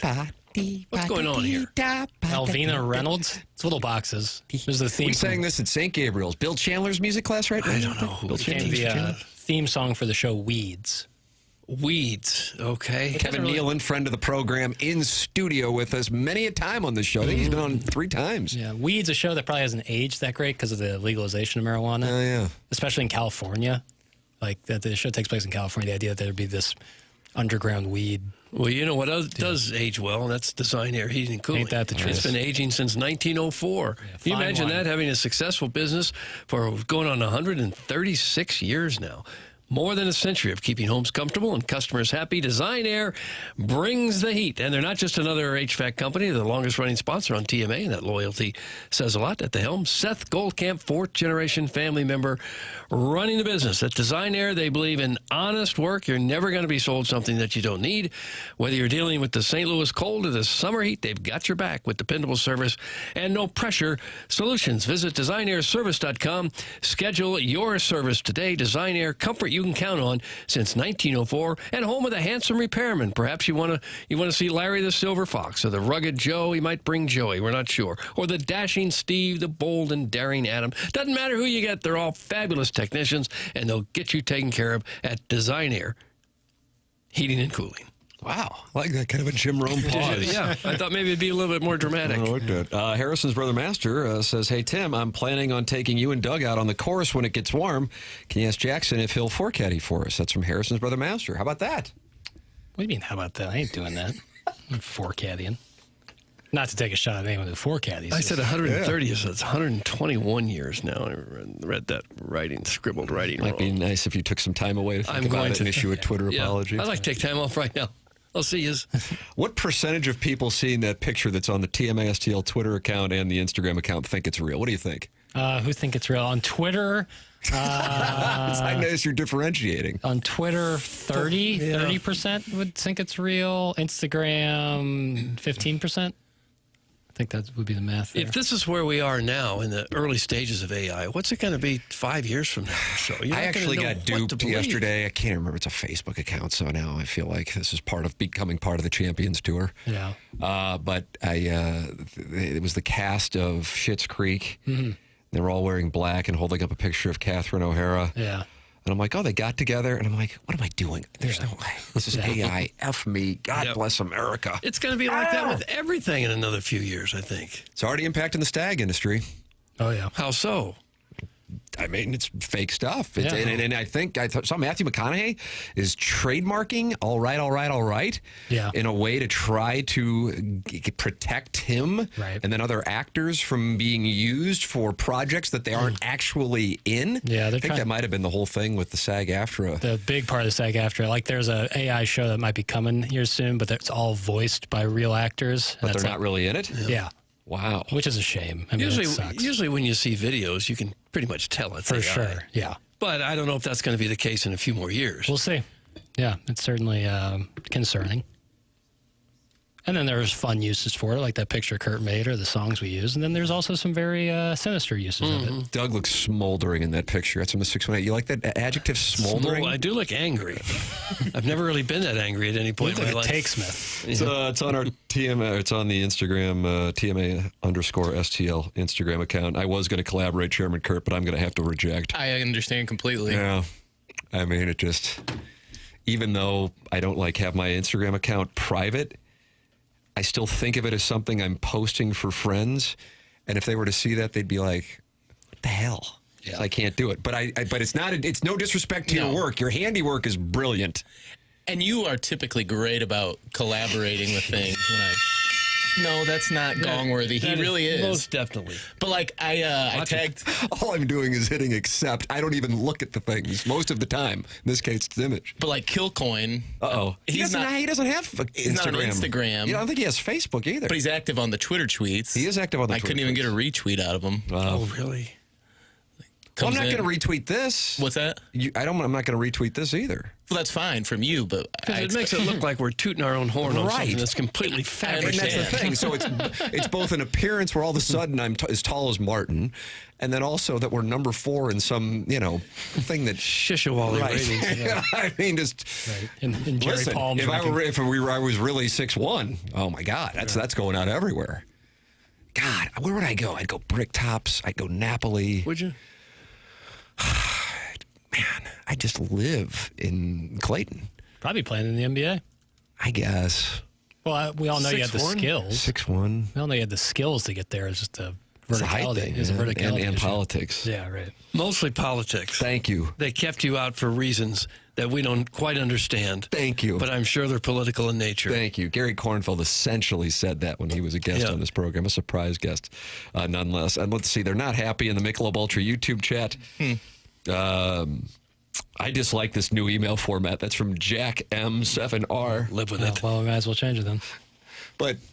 And then, let's see, Doug's Little River Birch. I 100% agree with you, Jack M7R.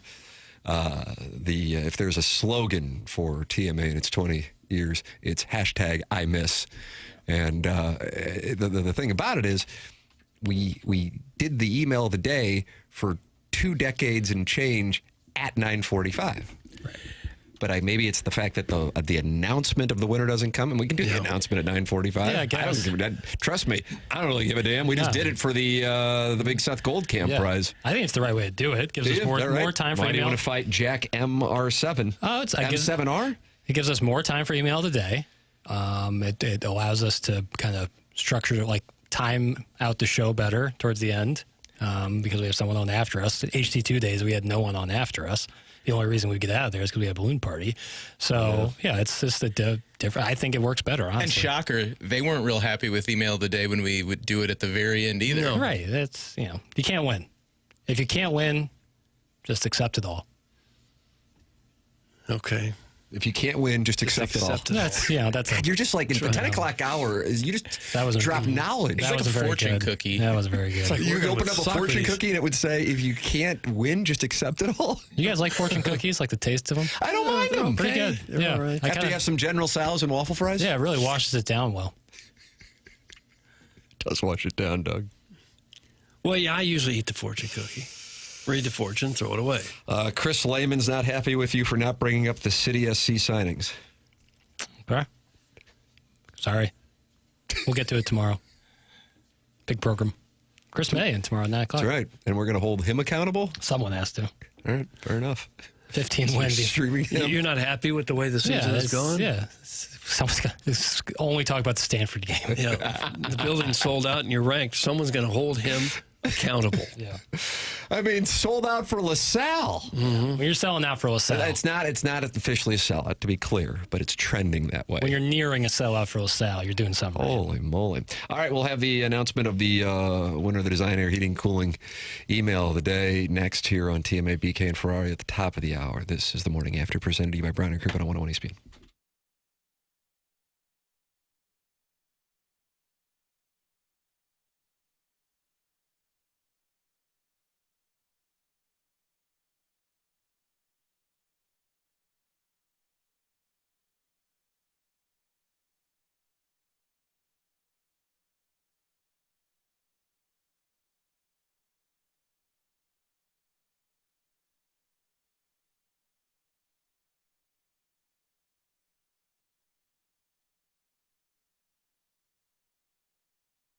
Last call for football and all week long. FanDuel is giving you a daily profit boost every single day leading up to the big game. Today's 30% profit boost is on the receiving markets, receiving yards, over-under, alt receiving yards, and most receiving yards. And you can look at, like, for example, anyone rivaling JSN for the most receiving yards, make a play, get rewarded for making that play with longer odds. All you have to do is opt in each day and then place an eligible bet to use that day's profit boost. So whether you're locking in early lines, riding your favorite props, or taking one last swing before the final whistle, FanDuel is giving everyone something extra to cheer for during football's final week. Martin gave you Davidson plus 9.5 yesterday, and that hit. Doug just gave you the Blue Stars over 5.5 earlier. Jackson Burkett has a play. What is the play? So if you're going to be using a 30% profit boost on some of the receiving yard numbers, how about Stephon Diggs, 30-plus yards for all receiving yards, and then Rashid Shaheed, 15-plus, just 45 yards total for those two. That's going to play plus 133 with that profit boost.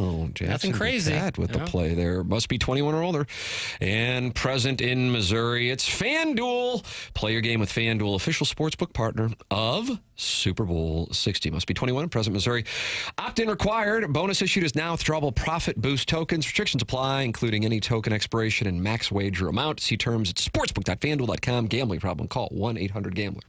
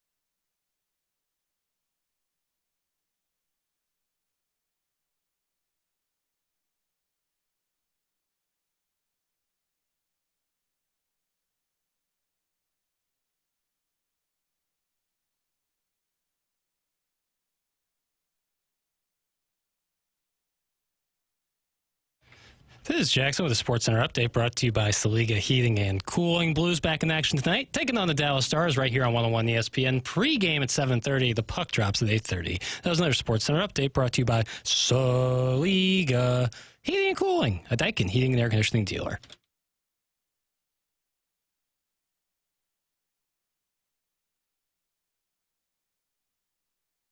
ESPN, Jackie Papers has the winner of the Design Air Heating and Cooling email of the day. Jackie Papers, what do we got? All right, today's winner, Doug. Dougie's reaching for something. Reaching for the, it was a 3-2 vote. John Cutesack. John Cutesack has won. Okay. John Cutesack puts up a crooked number for February. His first win ever. Yes, I don't recall that name. Yeah, it's a good name. No one would ever change their strong name. email. That's exactly right. Nobody would. BK and Ferrario are coming up next. Jackson, have we tended to all of our business? We have. We have. All right, BK and Ferrario coming up next. Time for us to shut it down. By the way, Riz, Anthony Stalter, and I, who's doing business now, is Tony Stalter and is on a heater. He changed his name to Tony Stalter after a bad week on the spread zone, and the guy's on a heater. He's wearing sweatsuits now? He's gone. He said, I'm done. My mom doesn't want me to call myself this, but I am Tony Stalter. And ever since he changed his name to Tony Stalter, this guy's a sharp. I kind of like that name. It's rolls off the tongue. He said he's in the lab for the Super Bowl. Oh, really? So those picks are coming up on the spread zone. Two-part spread zone coming your way today on the TMASTL YouTube channel, 101 ESPN podcast, and all places where you podcast. All right, time for us to shut it down. For Jackson Burkett, for Chairman Kurt, for Martin Kilcoyne, for my brother Kevin, for Douglas Alvin Vaughn, I'm Tim McKernan. This has been The Morning After, presented to you by Brown and Crouppen on 101 ESPN from the Stiefel Studios.